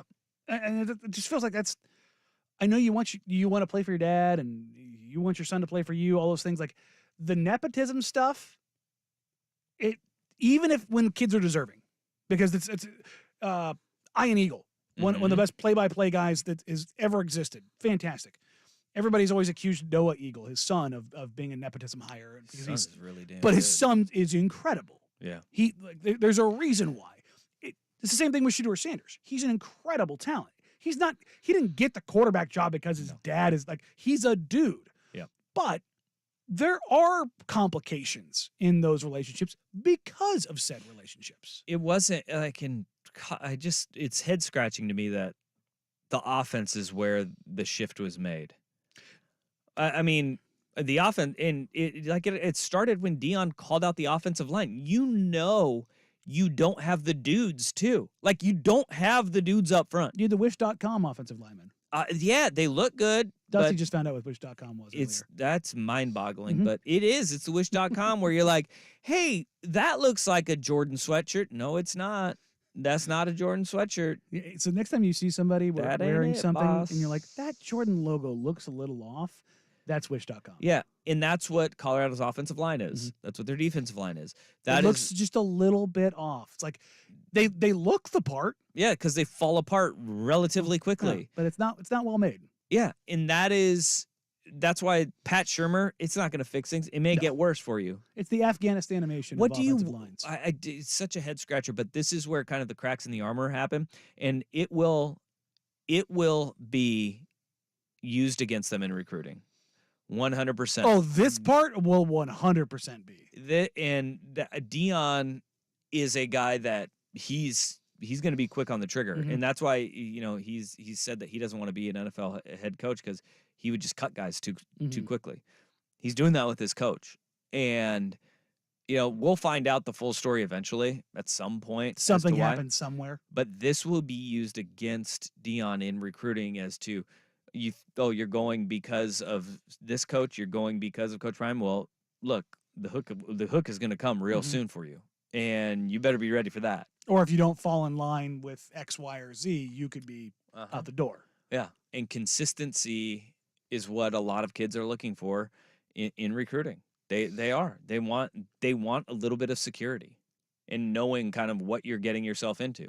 Because it's as much as it's a commitment for the school, it's a commitment for the student athlete as well. Heck yeah. Deion has done an incredible job turning around this program to being competent. Yes, but there's still a long way to go to get from competent to successful. There absolutely is. I mean, it's not, I shouldn't say it's not hard to be competent, but it's harder to be successful than it is to be competent. No doubt. No doubt. All right, coming up next, we'll put a bow on this show as we get ready to hand you off to Isaac and Suk for Primetime 1080 The Fan.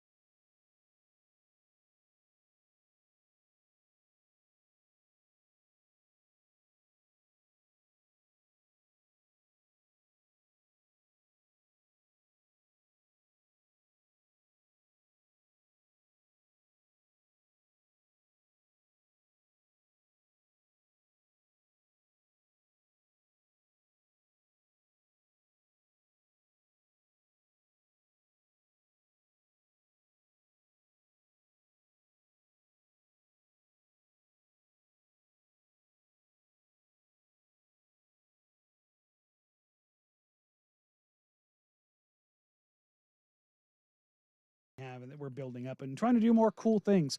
And during the break, Suk came in, and I think we may have got our first pay-per-view. As Suk has thrown down the gauntlet for Will Ortner to make an appearance wherever he wants to. And I think that we're going to have to put this on a live stream. Yep, BigWillBets.com's Big Will dies. BigWillBets.com presents the 1080 The Fan chokeout. Yes, and we can, wow. I mean, I'm down for the chokeout. I just, like I said, I would expect a talent fee. That's its Rob. I mean, look, we can get sponsors here. Yeah, sure. To me, I would like to be paid, compensated, and then I will roll around with the big old guy. Usually, you have to pay to get choked out. I want to be paid. You know, if I'm putting my body on the line, I'm getting I'm not paid. doing this. I'm not doing it. You know how much like Suk want? I think costs get choked out. No, I don't. I think half the Suk- reason I got hired was for him to choke me out. and call him daddy. I think he was on the hiring committee. All right. Suk, I think, sped to get here in time to have that conversation during the break. Notice with how us. he never talked to me. Just to you two. No, because at some point he's going to pop up behind you and choke you out Right live now. on the air. Yeah, on youtube.com/1080am The Fan. Oh, man. All right. Well, I don't know how we pivot from there or where we pivot to. I think we can just kind of keep spitballing ideas on this because Well, I think we could have a local casino sponsor it, and we could put odds in the fight. We could put odds on how long it takes him to get choked out on the casino floor. Yeah, just throw out some mats. I need to see. You know how you get paid in this, Will? Yeah. Is you wear a singlet like you're a wrestler and you just NASCAR it. Yeah. You just NASCAR. I'm all this. down for it. Battery exchange. Shout out. Let's go, Yeah. Craig. Yeah. I know some people. Yeah. Yeah. You just like you could fundraise from the kids from school. Buy your payback books with Mr. Ortner to support him getting choked out. Will's gonna be going door to door selling chocolate bars like he's a little leaguer. I'm raising funds to get choked out on a casino floor. No, I'm gonna try to not be choked I need out, your but kids I might to help me get choked out. What if I win, guys? What if I win? Oh, buddy, it's the upset of the century. I mean, what odds on that? You're getting. Well, all you gotta do is just pop him in the nose right now. That's kind of what I'm thinking. He's got the a nose. It's got to be an inadvertent elbow, and you're like, "Hey, what? Look, bro, what I do?" I know you feel like you're froggy. I think you're getting like plus 950. Oh, I should be plus money. He does jujitsu for fun. I've never done anything other than football. I'm just gonna go in there. You've never and even block been it. in like a real scrap, have you? I've had in fights, but No, I mean like a real scrap. not with someone who knew what they were doing. No, I'm just bigger than people. Yeah. When they're really big and they know what they're doing. He's gonna bring out the patented butt scoot at me. I thought I was pretty. I would love that. Where he gets on his back, he just starts scooting at He you just because goes he's gonna full do turtle, the jujitsu pull guard. and you're gonna be like, "What are you doing? What are you doing? Stand up and fight me like a man." What are you doing? What are you doing?" I think honestly, you don't want him on his back. You don't want you don't want him to pull guard. In all reality, so I thought I was spicy. I was probably 19 or 20, and I had a lieutenant who who used to roll. Was his name Dan? No, thank God. But Did he like ice cream? he did like ice cream. But I thought I was about that life. You weren't. I was. So he grew up in a judo family, and I don't know if you've ever been truly hip tossed. Oh, I have. Oh, by a national champion judo brother fighter. Yeah, here you go. Yeah, it was not fun. It is a life experience that everybody should go through. Yeah, because there's a difference between being tripped and then being judo thrown. Yep. You quite literally get upended in a fashion that you did not know was possible. Yeah, you get the air knocked out of you before you hit the ground, and then it happens again. Mm-hmm. And it's like he just did that to me once, and I was like, oh, I am in for a rough day. And I spent the next probably 20 minutes getting thrown around a gym like that. And I was like, I've got a long way to go before I ever do this again. It's not good. It's not fun. I'd be so down for that.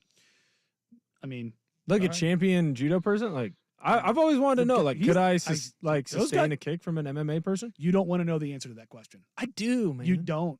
You don't. It's like is the plate hot? Like, you know what? What's the world's strongest man? Not Shaw, the other guy, the British one.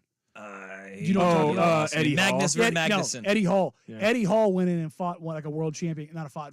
Took a kick from like a world champion kickboxer with like a 9-inch pad on, and still damn near dropped it. I still think I can take a punch from Mike Tyson. I would like to see if you could take a kick from a MMA fighter. You don't want to take a punch from Mike Tyson. That's the dumbest thing you've ever said. New Mike Tyson? Oh, I've been saying this for years. No. Mike Tyson today. I still don't think you want that, dude. Yeah, dude, I want it. I So you want roided out Mike Tyson?